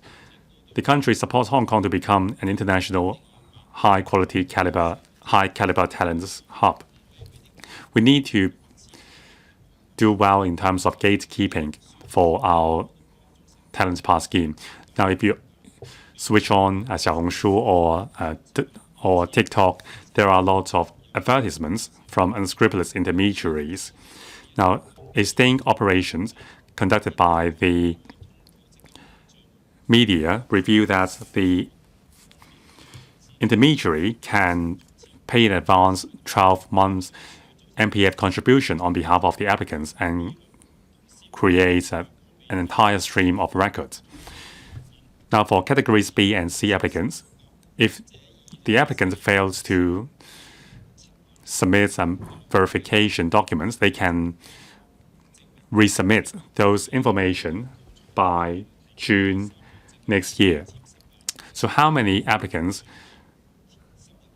have had their renewal applications rejected because of failure to submit verified information? Secretary. President, on the member's question, on social media platforms, there are a lot of advertisements about sure-win approaches for applying for a visa under the Top Talent Pass scheme. Now, we emphasize to the public that applicants do not need to apply for these visas through intermediaries. They can simply fill out the complete procedure online. Now, this year, we have implemented a new requirement, that is third-party verification for categories B and C applicants. And also, those who have already been granted visas will have to submit the verification afterwards. Now, documentary proof includes not just academic proof, it also includes proof of employment or salary. So we don't have a breakdown of these numbers.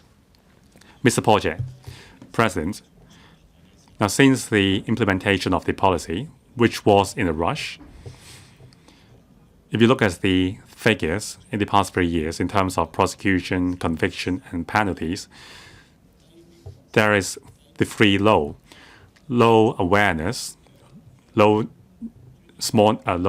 number of prosecution, low percentage of prosecution, and low penalties. Now, we have always been adhering to the honest system. We would trust the applicants unless it is proven otherwise. So in terms of preventive work, we have a lot of safeguards. But on the mainland, it seems that the penalty is less hefty, but there are fewer safeguards.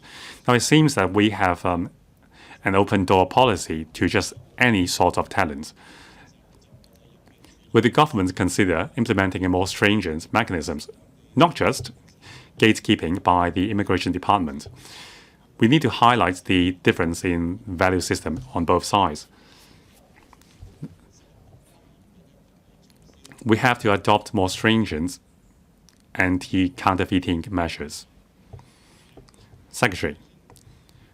President, I would like to clarify that before implementation of the policy, the government has considered a wide range of factors and we have conducted a risk assessment.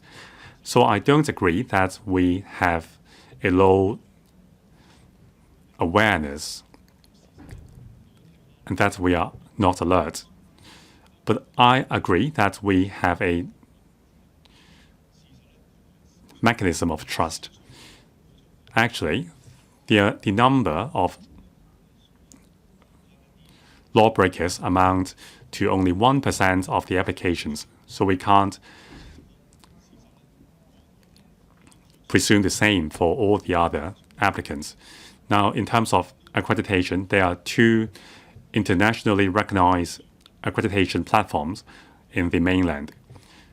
The Immigration Department is well experienced in terms of the accreditation process. In terms of law enforcement, rest assured that we will enforce the law rigorously. Now, in terms of student enrollments, may I invite the Undersecretary for Education to reply. Undersecretary for Education. Thank you, President, and thank you, Mr. Paul Chair. In terms of students' admission,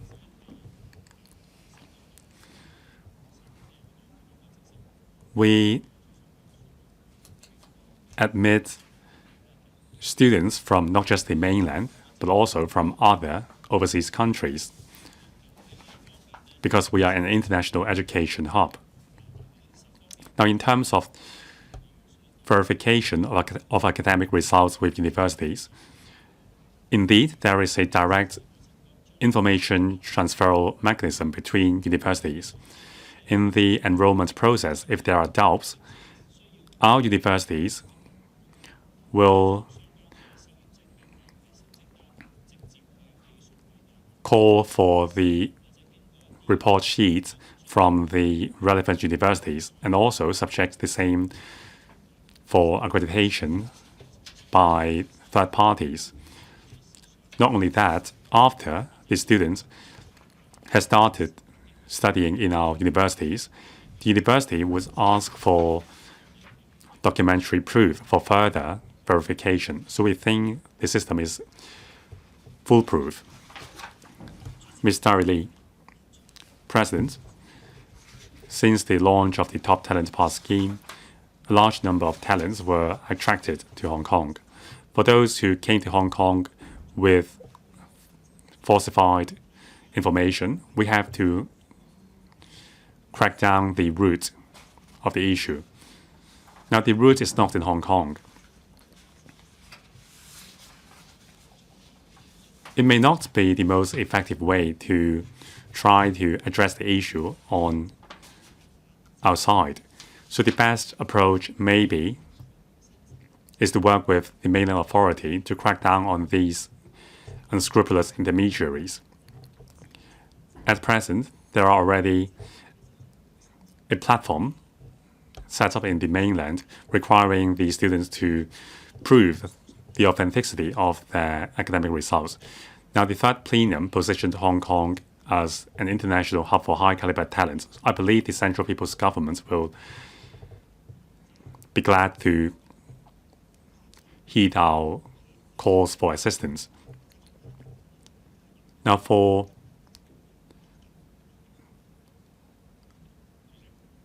unscrupulous intermediaries on the mainland, we need the help from the central government. Secretary, President, according to the nation's law, manufacturing and selling forged documents are an offense. They may be prosecuted under an offense for falsifying commercial records. Now, for unscrupulous intermediaries falsifying information for applicants, we have been working with the mainland authorities to prosecute these cases. Over the past 10 months, 14 unscrupulous intermediaries suspected of falsifying information for applicants have been referred to the mainland authorities. Question 5, Mr. Dominic LEE. There are views that while various places across the globe have been actively developing industries relating to artificial intelligence (AI) in recent years, Hong Kong enterprises still face problems such as geographical restrictions and insufficient funds in applying AI technologies. In this connection, will the government inform this council, as it has been reported in July this year, the developer of ChatGPT, an AI tool, restricted the provision of application programming interface services to regions including Hong Kong, whether the government has discussed with the developer the lifting of the restriction, if so, of the details, if not, the reasons for that. 2. Given that the government launched the Artificial Intelligence Subsidy Scheme, AISS, in October this year to subsidize eligible enterprises to make the best use of computing power of the AI Supercomputing Center to achieve more breakthroughs in AI scientific research and applications, of the total number of AISS applications received so far, whether the government will provide technical support to the funded enterprises and extend AISS to cover SMEs and associations so as to enhance their AI application capabilities and market competitiveness. And 3, as there are views that mainland cities in the Greater Bay Area have advantages in AI development, whether the government has formulated specific measures to assist Hong Kong enterprises in strengthening their cooperation with institutions in these cities in the field of AI technologies and to provide development opportunities for local AI startups. If so, of the timetable. If not, the reasons for that. Secretary for Innovation, Technology and Industry. President, in respect of the questions raised by Mr. Dominic LEE, my reply is as follows. 1. Hong Kong is a free market economy. We welcome enterprises from around the world to run businesses in Hong Kong and provide diversified services and products to the local market. On the other hand, we respect the marketing strategies and commercial arrangements of individual enterprises regarding their products in different markets. In recent years, various large language models, LLMs, emerge, with numerous enterprises in Hong Kong, the mainland, and overseas offering different generative artificial intelligence Gen AI applications. With the support of the Hong Kong Research Cluster, the Hong Kong Generative AI Research and Development Center, Hong Kong GAI, formed by research teams of local universities, is dedicated to the development of Gen AI technologies and LLMs based on local databases.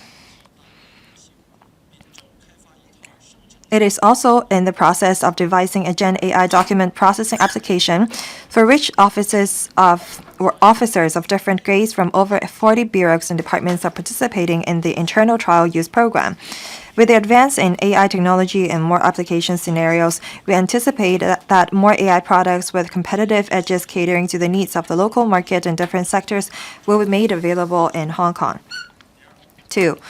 The Legislative Council has approved $3 billion for the government to put in place a 3-year AI subsidy scheme, AISS, mainly to subsidize local universities, research institutes, and AI-related enterprises in leveraging the high-performance computing services of Cyberport's AI Computing Center, AISC. Since the launch of the scheme in October this year, Cyberport has received around 10 applications. An independent committee appointed by the government has conducted initial assessment on the first batch of applications. Upon completion of further vetting, we expect the approved projects to finalize their planning and be commenced soon. The organization subsidized under the scheme will not only receive financial support, but also benefit from innovative platform offered by Cyberport as a technology park that pulls computing power, technology, and talents together.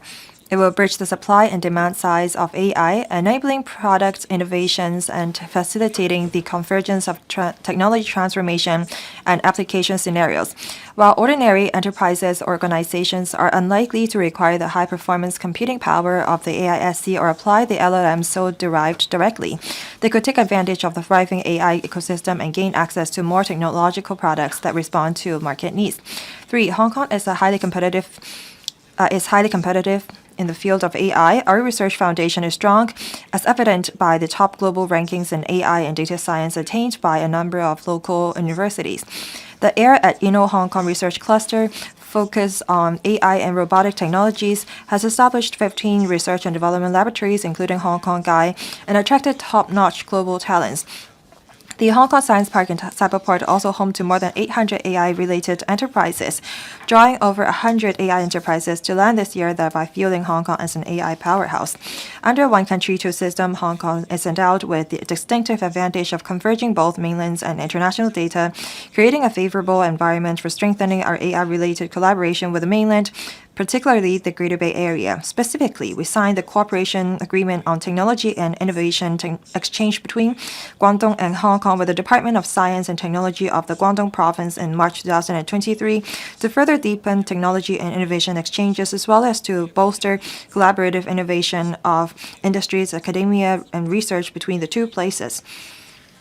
The Guangdong-Hong Kong Technology Cooperation Funding Scheme, jointly implemented by the Guangdong and Hong Kong governments, has also been encouraging cooperation between universities, research institutions, and technology enterprises from both places in technology area, including AI, and promote work on high technology and transformation of scientific and technological advancement. We'll continue to foster collaboration on innovation and technology between Hong Kong and the Greater Bay Area and encourage our local enterprises to tap into opportunities in the Greater Bay Area. Mr. Dominic Lee, I thank the administration for their effort in developing AI in Hong Kong.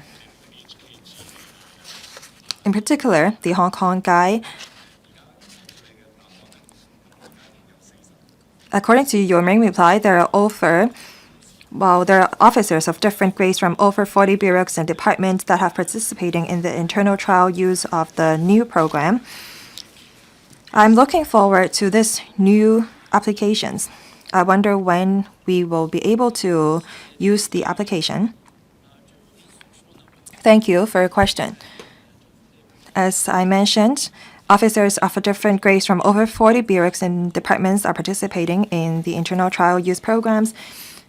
We will promote the program in 15 bureaus and departments by the end of this year. In addition,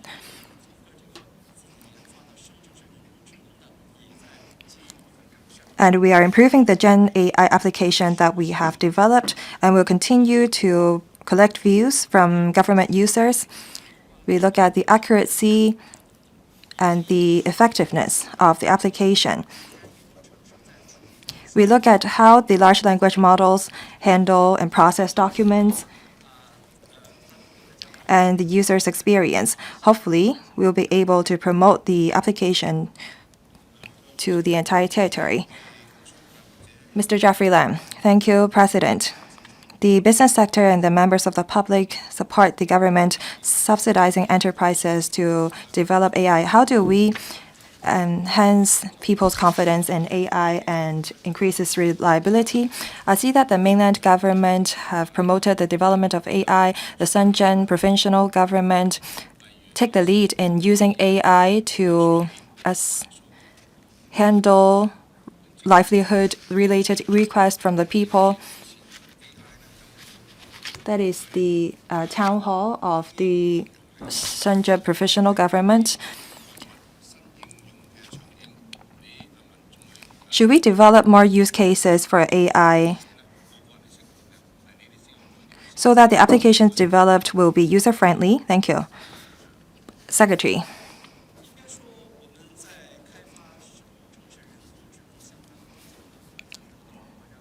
Now we have our country's recognition in our development of Gen AI application. We focus our resources in developing our own large language model. And the government will take the lead in the trial use of the application. When it's mature, we roll it out to the market. There are different issues in relation to the application of the Gen AI, so we have to focus on solving the issues first. Apart from leading different bureaus and departments to use AI to improve public services, we'll also encourage different bureaus and departments to implement AI in different scenarios in the economic sector, the business sector, and so on. We also have AI-assisted teaching in the academic sector. We promote the use of AI in schools and provide online learning platforms for teachers and students. AI have been applied in different sectors. The doctors have used AI to assess the results of MRIs and X-ray. They also use AI to locate fractures of hip on X-rays. The relevant bureaus and departments have promulgated the policy the ethical artificial intelligence framework.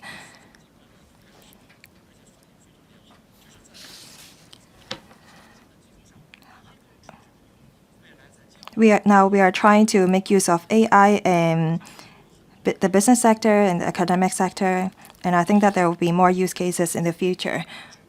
Mr. Cheung Ha-kan. Thank you, President. The Secretary said that in 2024-25, we will commission our supercomputing center, and more bureaus and departments will make use of AI in the future.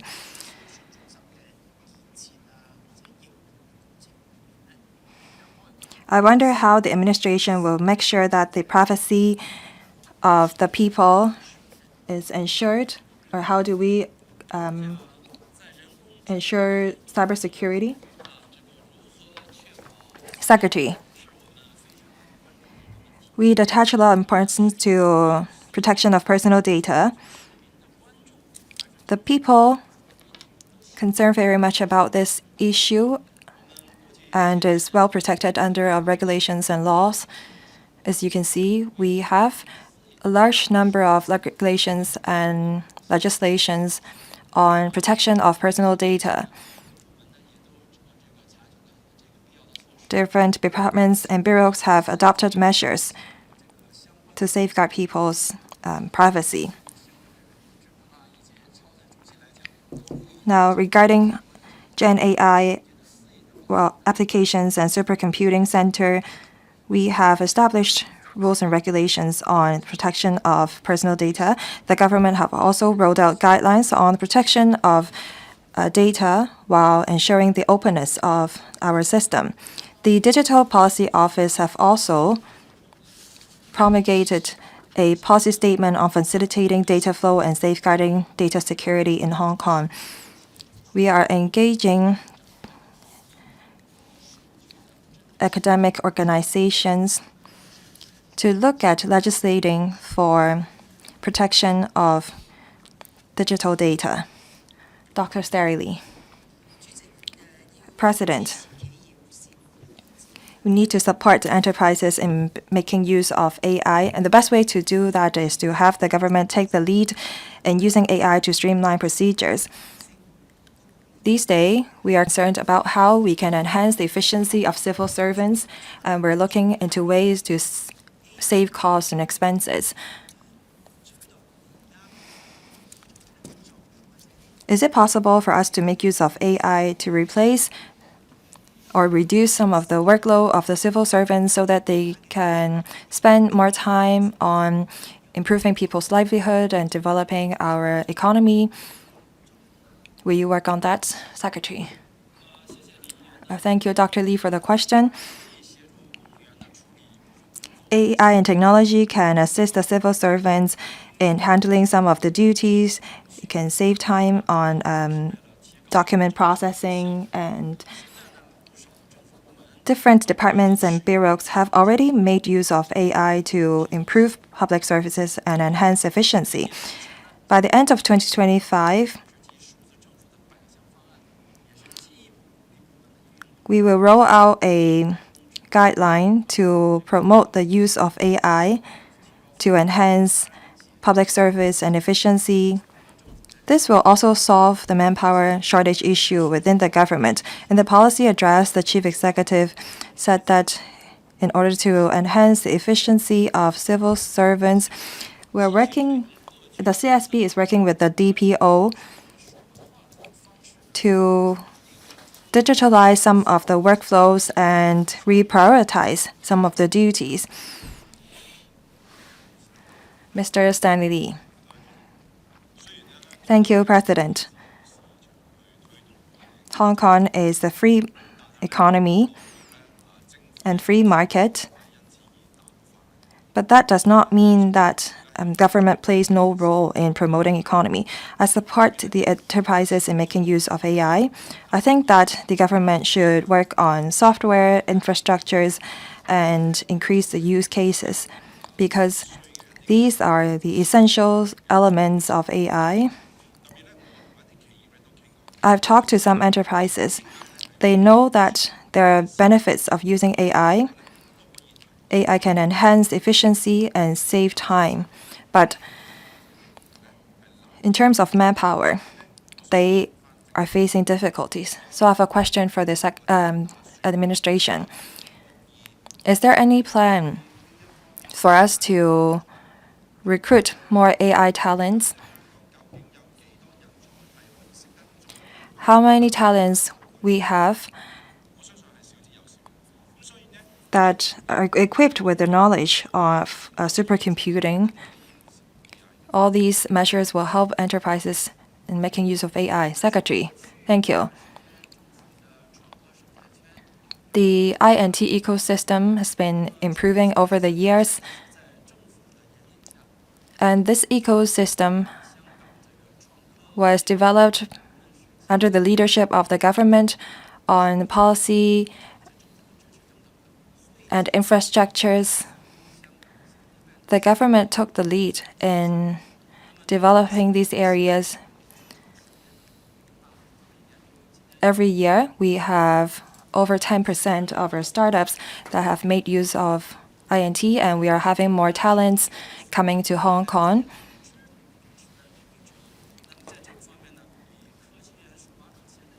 The Cyberport has over 800 AI-related enterprises. Within this year, we have an additional 100 enterprises coming. All these enterprises will bring in talents, and we have also nurtured local training for AI-related talents. As far as I understand, a lot of local universities and tertiary institutions have created courses on AI. So we are importing talents while nurturing local talents, and we believe that we're going to have further breakthroughs in the future. Without an industry, we won't have talents, and vice versa. Thank you. Mr. Edmund Wong. Thank you, President. In the main reply, the Secretary talked about nurturing talents, and the Secretary said that they will create more programs on AI. According to the pilot scheme on green and sustainable finance, it is to nurture talents to meet the new challenges in carbon and sustainable development. So I wonder if the administration will roll out similar programs or pilot scheme to help nurture talents on finance, accounting. Secretary. Thank you, Mr. Wong, for the question. As I mentioned, we are planning for this AI supercomputing center. One of the missions of this center is to pull together and nurture AI experts and talents. This is one of its important missions. Hopefully, AISC will not only be able to pull together enterprises, but also help Hong Kong turn into a cradle of INT and AI talents.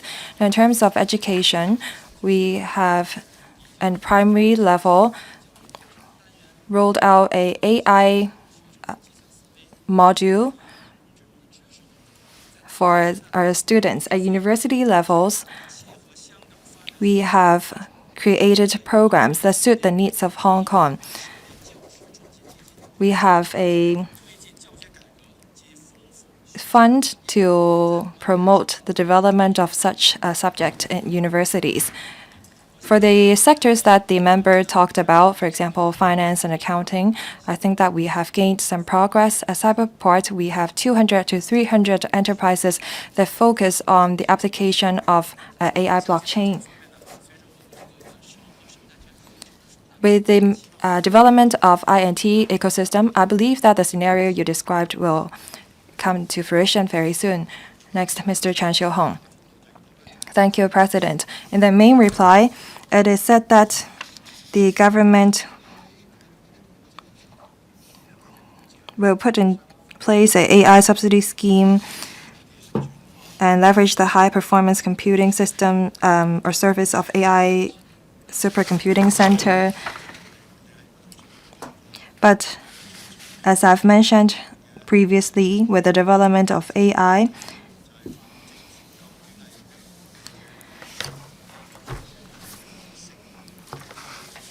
different issues have arisen. how do we regulate the use of AI? The Secretary said that there is an ethical AI framework for the enterprise's reference. I don't think that is enough. In EU, in August, they have an Artificial Intelligence Act, and there are also different regulations and legislation rolled out in Korea and Singapore, and the UK also have an Online Safety Act. If you are to promote AI in different sectors and industries, how do we make sure that AI will grow healthily within control? Thank you. Secretary. Thank you, Mr. Chan, for the question. Just now, Mr. Chan said that the Hong Kong SAR had rolled out some measures, such as the ethical AI framework and the guidelines on ethical development and use of AI rolled out by the PCPD. AI development is very rapid. If we're not experts, we aren't able to roll out targeted measures. The first mission of developing Gen AI is to develop our own large language models and roll out regulatory framework on Gen AI.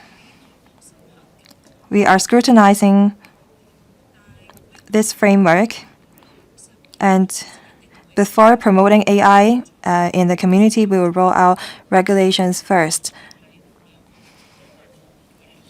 So we work on these areas in tandem. China and the US, as the powerhouse for AI development, we must keep up with the times.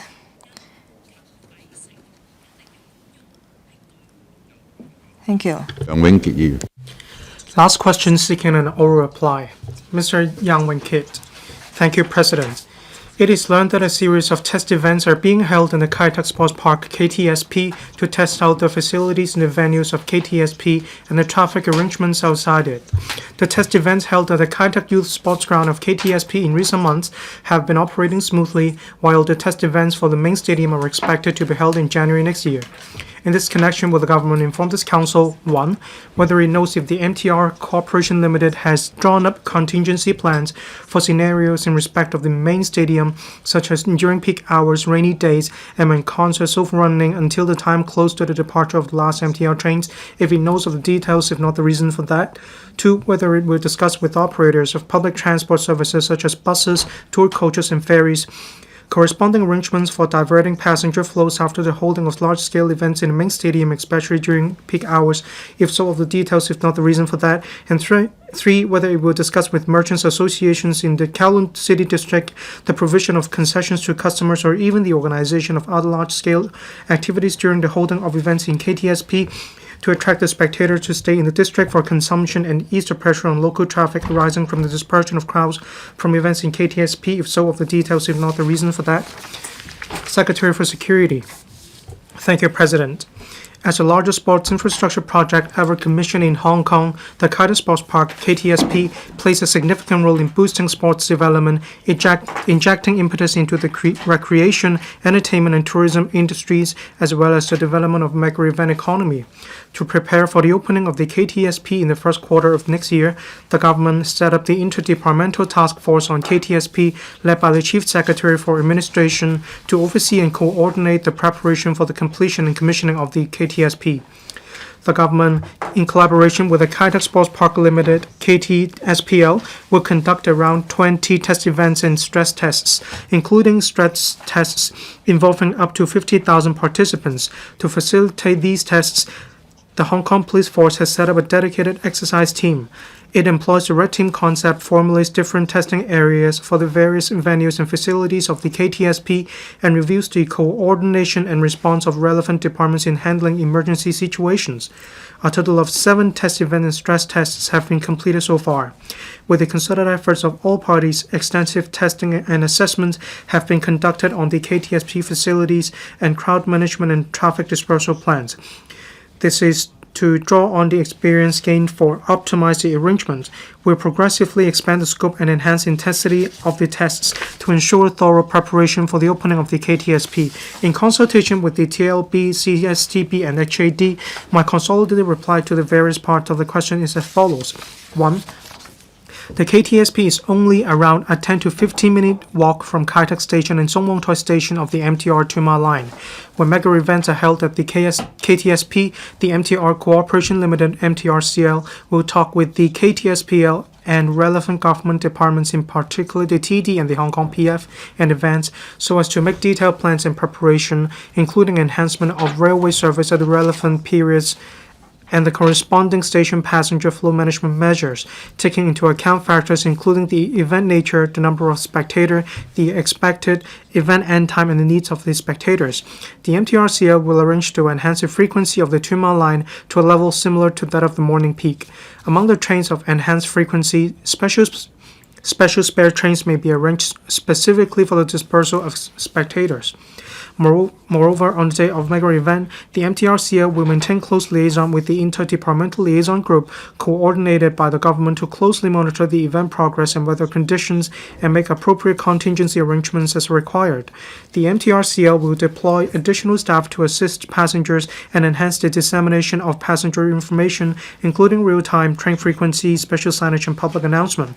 The MTRCL has already devised different operation plans for the set arrangements and will continue to actively take part in the test event and stress test of the park in order to test and refine the relevant plans. 2. The TD will communicate with public transport operators in advance regarding the time of mega events at the Kai Tak Sports Park to facilitate the latter's enhancement of services necessary. The Hong Kong Police Force will design various scenarios in future test events and stress tests to assess the transport capacity of the nearby areas to optimize and enhance the relevant arrangements. On buses, other than over 40 bus routes in the nearby areas of the park that connect to various districts in Hong Kong, Kowloon in the new territories where mega events are held, the TD will arrange for suitable special bus services having regard to the nature and scale of the event, as well as the transport needs of the participants in order to meet the additional transport needs during the events. On ferry services, at present, the berthing facilities in the vicinity of the KTSP are rather limited. The Kowloon City Ferry Pier, being relatively close to Kai Tak Stadium, is some 15 to 20-minute walk away from and offers the North Point Kowloon City route. If ferries are to be used for crowd dispersal, factors such as walking distance, road conditions en route, crowd management measures, the ferry service schedule, and the actual passenger demand must also be considered. While other land transport is more efficient than ferries in dispersing large crowds, the government is open to using ferries for crowd dispersal. On coach arrangement, the KTSPL and event organizers will arrange coach services, including cross-boundary coaches when necessary. The KTSPL has commenced discussion with cross-boundary coach companies and has been coordinating with them to work out the cross-boundary service arrangements. We know that some event organizers will also work with cross-boundary coach service providers to offer travel packages to cross-boundary travelers to enhance their experience. 3. There are various kinds of catering facilities at the Kai Tak Sports Park. There is a wide range of these facilities, say 30 bars and catering outlets in the main stadium, which could meet the catering needs, and the scale is comparable to other facilities of similar scale in the world. The Kai Tak Sports Park could also arrange mobile catering booths during the staging of large-scale events. The number of catering booths will be flexibly increased based on the actual situation. Besides, there are over 700,000 feet of retail, catering, and leisure and entertainment facilities in the park, including a 20,000 feet food hall and various popular outlets of international cuisines. The Dining Cove also accommodates 9 diversified concept restaurants where citizens and tourists can choose to dine in the indoor or outdoor areas and enjoy the breathtaking views of the Victoria Harbour. On the other hand, Kowloon City and To Kwa Wan are neighboring districts close to the Kai Tak Sports Park. Both of them provide an array of dining options. The Kowloon City District Office has all along been maintaining close liaison with merchants in the district through local organizations and trade associations, encouraging them to provide all kinds of offers with a view to attracting members of the public from outside the district, as well as tourists to shop and tour around the district. Recently, the KCDO invited merchants in the district to provide offers to members of the public taking part in the test events and stress tests at the park on a trial basis. A total of 50 merchants joined the scheme. The KCDO is holding the Taste Shop and Explore Kowloon City with Pet this month in order to promote special hotspots in the district.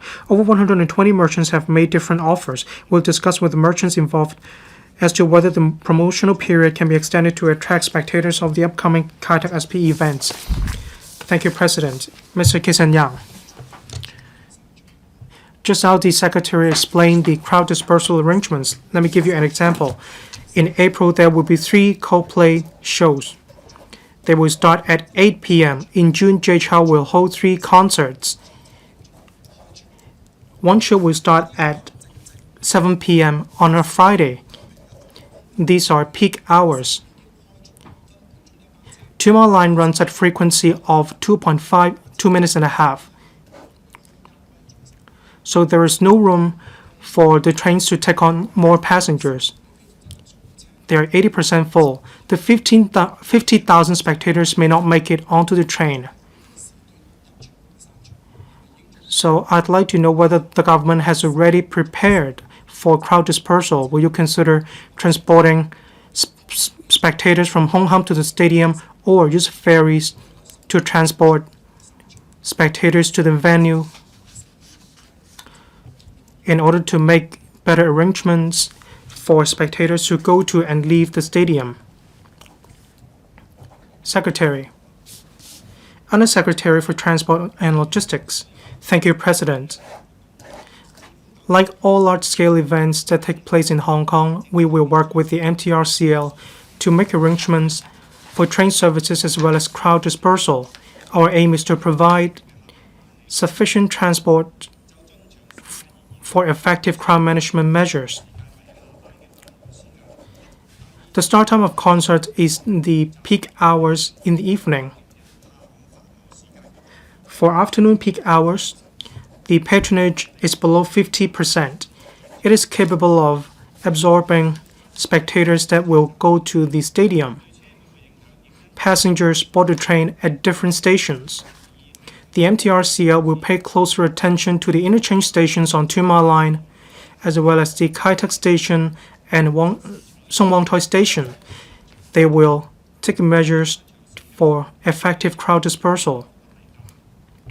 As we mentioned in the main reply, the MTRCL is capable of increasing train frequency to a level comparable to the morning peak hours. These special spare trains will come to evacuate the crowd as appropriate. The MTRCL will also work with the Hong Kong Police Force. They will make proper arrangements to arrange for passengers to enter the station in batches. They will also make arrangements for staff members to help with crowd management to make sure crowd dispersal will be conducted in an orderly manner.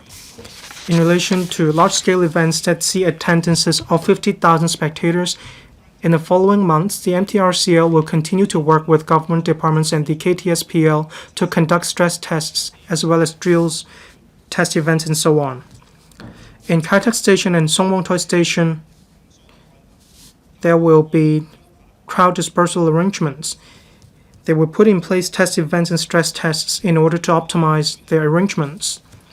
As we mentioned in the main reply, we will consider using special bus routes.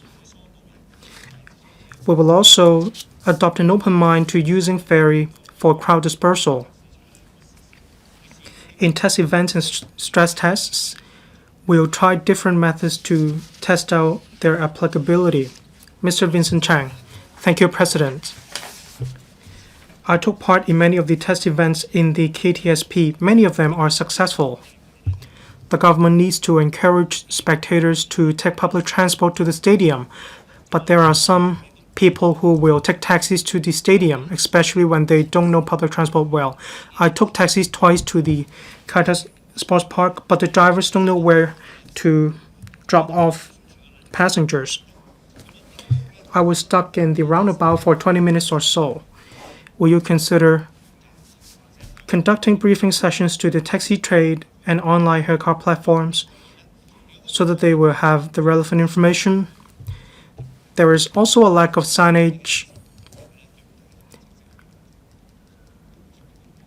Will you consider putting in place more signage in order to provide directions and guidelines? Which public officer will reply to this question? Thank you, President. For each event held at Kai Tak Sports Park, we'll take into account the number of taxis that we expect. We will also make arrangements with the taxi trade to ensure there will be sufficient taxis at the park. If there is a lack of taxis, the TD will contact the taxi trade in order to enhance services. Mr. Michael Tin. Secretary, I went to the test event. That was the first one. Cheung-wing Toy Station will have to absorb half of the spectators. The pavement is 20 meters times 100 meters. We need a canopy of 4 meters. With this cover, that will enhance the experience for spectators. Some said, do we really need such a cover for the people of Hong Kong? Mr. Michael Tin, please ask your question. There are elderly people and people with disabilities. The cover can help them. Will you consider building a cover as soon as possible? Is it the case that you cannot afford the cost? Which public officer will reply to this supplementary question? Thank you, President.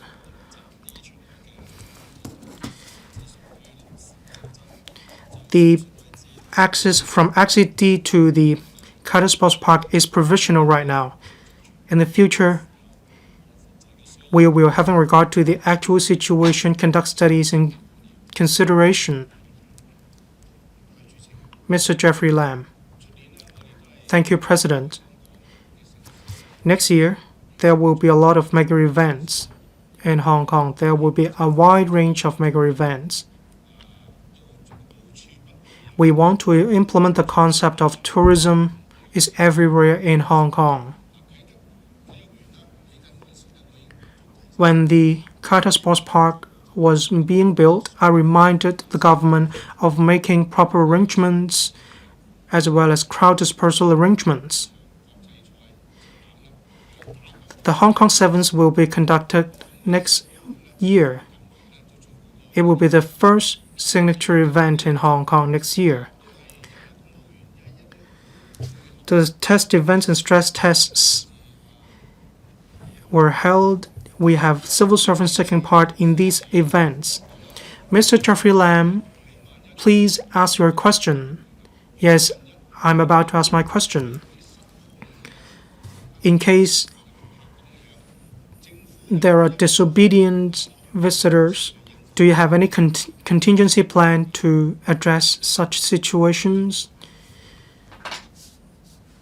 Which public officer will reply to this supplementary question? Undersecretary for Security. Thank you, President. In order to ensure smooth operation of the Kai Tak Sports Park, the government is looking to expand the scope and enhance the intensity of the tests. We have an exercise team, and we will also incorporate more elements to the stress tests. Say, whether we need to respond to emergencies and so on. There will also be plans to handle people under the influence of alcohol or those who are very emotional. Just yesterday, we conducted a counterterrorism exercise at the Kai Tak Sports Park. So we'll keep enhancing the intensity of the stress tests at the park. Our aim is to make sure the park will be a venue that we will be proud of. Mr. Lee Chen-kang. Thank you, President. Many people told me they could not buy the ticket of a popular concert today. As I understand, there will be ticket touting. We need to curb this. I want to know, once there is a real name registration system for Kai Tak Sports Park, can we still make proper arrangements and accommodate the spectators? In relation to the entrance requirement of the real name registration system,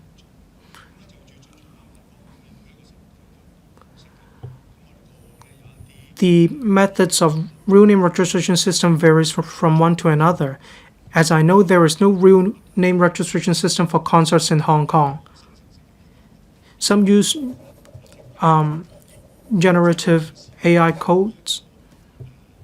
Some use other methods, so it depends on the organizer of the events. We'll definitely maintain close liaison with the event organizers.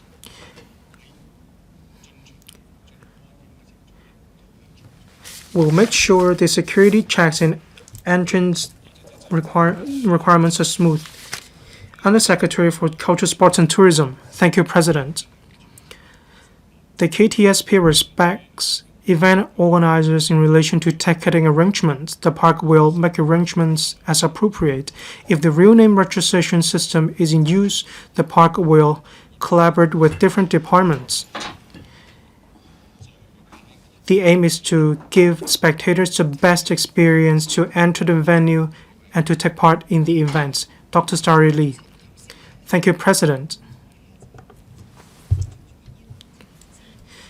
Apart from relying on the MTR service, the administration is open to increasing frequencies of buses and using ferries. I took part in one of the test events. We need to be well prepared, as there will be tens of thousands of spectators. There is just one MTR line going past the sports park. That is the Twin Mile line. So we need to test bus routes as well as ferries as backup plans. So will you test ferries as well? I believe during peak hours, if we had buses and ferries, we could reduce the likelihood of chaos. Secretary for Security, in one of the tests, we used the Kai Tak Youth Sports Ground in Kai Tak Arena. There were a total of 12,000 spectators. We wanted to see whether the MTR could handle 10,000 of spectators who entered the Kai Tak station altogether and left Song Wong Choi Station. So we tested out 2 stations. We found room for making fine adjustments. The MTRCL worked with us accordingly. We'll continue to enhance the intensity of the tests. In the end, we will conduct a test of 50,000 spectators. We'll also work to optimize the traffic arrangements. For the evacuation of 12,000 spectators, there were our buses.